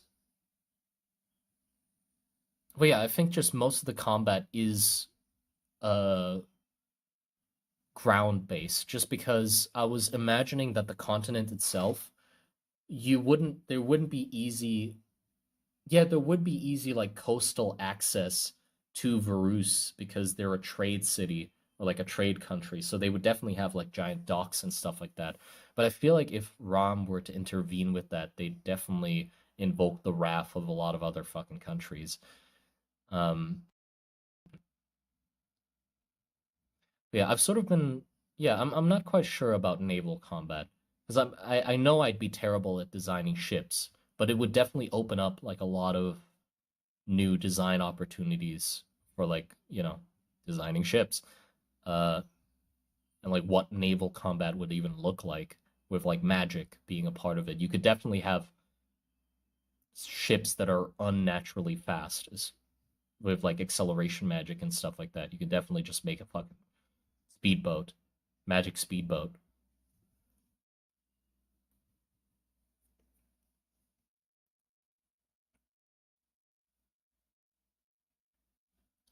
First time I called you live. Welcome, welcome. What is the size of Wrestling Trench's world as compared to Earth? I was sort of thinking it just the size of Earth. Um, because I or it's quite ambiguous. Like there's locations in the world, and but I can't really tell you how far those locations are away from each other. Like there's the giant four world pillars that sort of border the zone of war that's happening, right?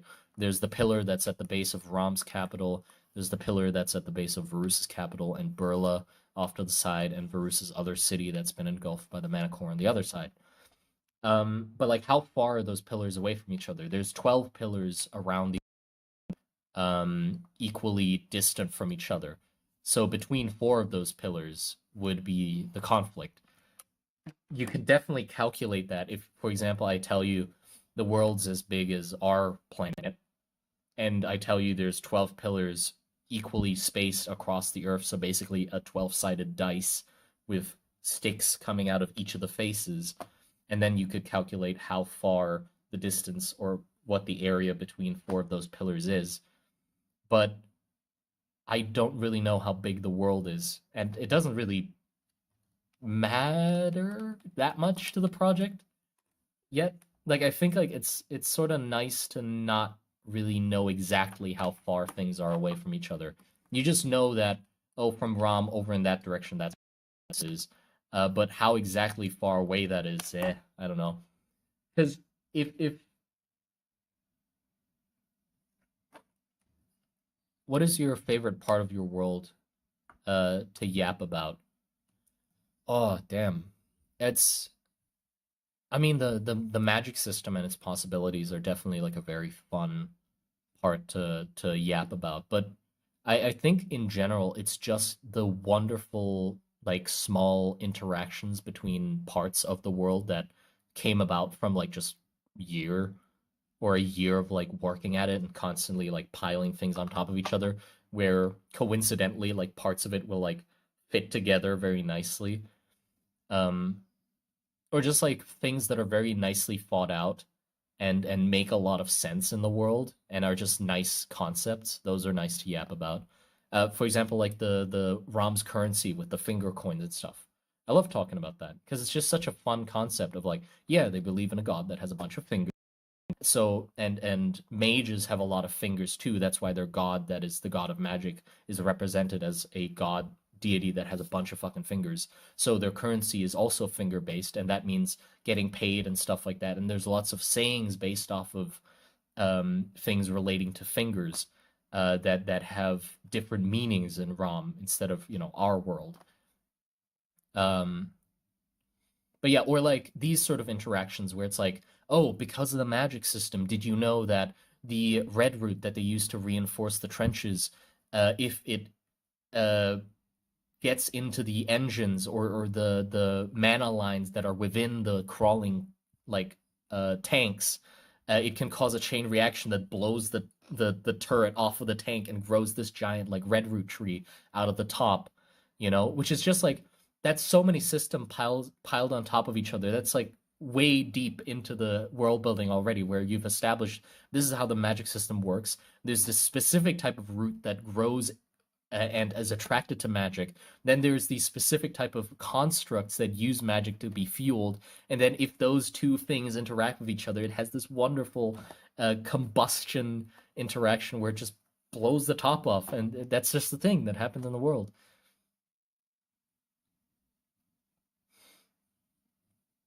Someone banned this hater. What is a hater? I mean, it's fine if there is.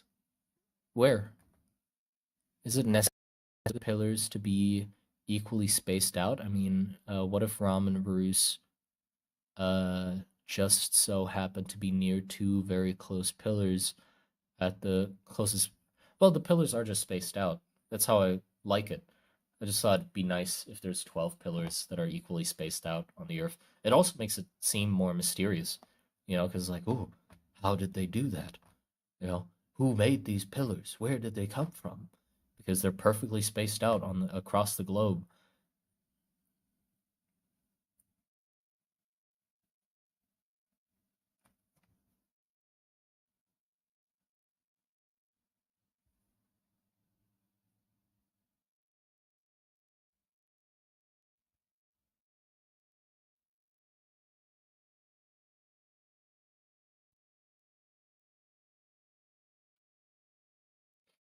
Yeah, I guess my thought just ended there. I just sort of went quiet. I don't have anything more to add to that. There you go. Shit, I didn't do any drawing, did I? This stream. How long has it been gone? 2.5 hours. Jesus Christ. Okay. Actually, I'm sorry to say this, even though we haven't done any drawings and I've just been yapping, which is how streams normally go, but I think I might need to end the stream. It's currently 44 minutes past midnight. I kind of need to go to bed, you know? I need my nappy time. Uh it's late. Shit. But yeah.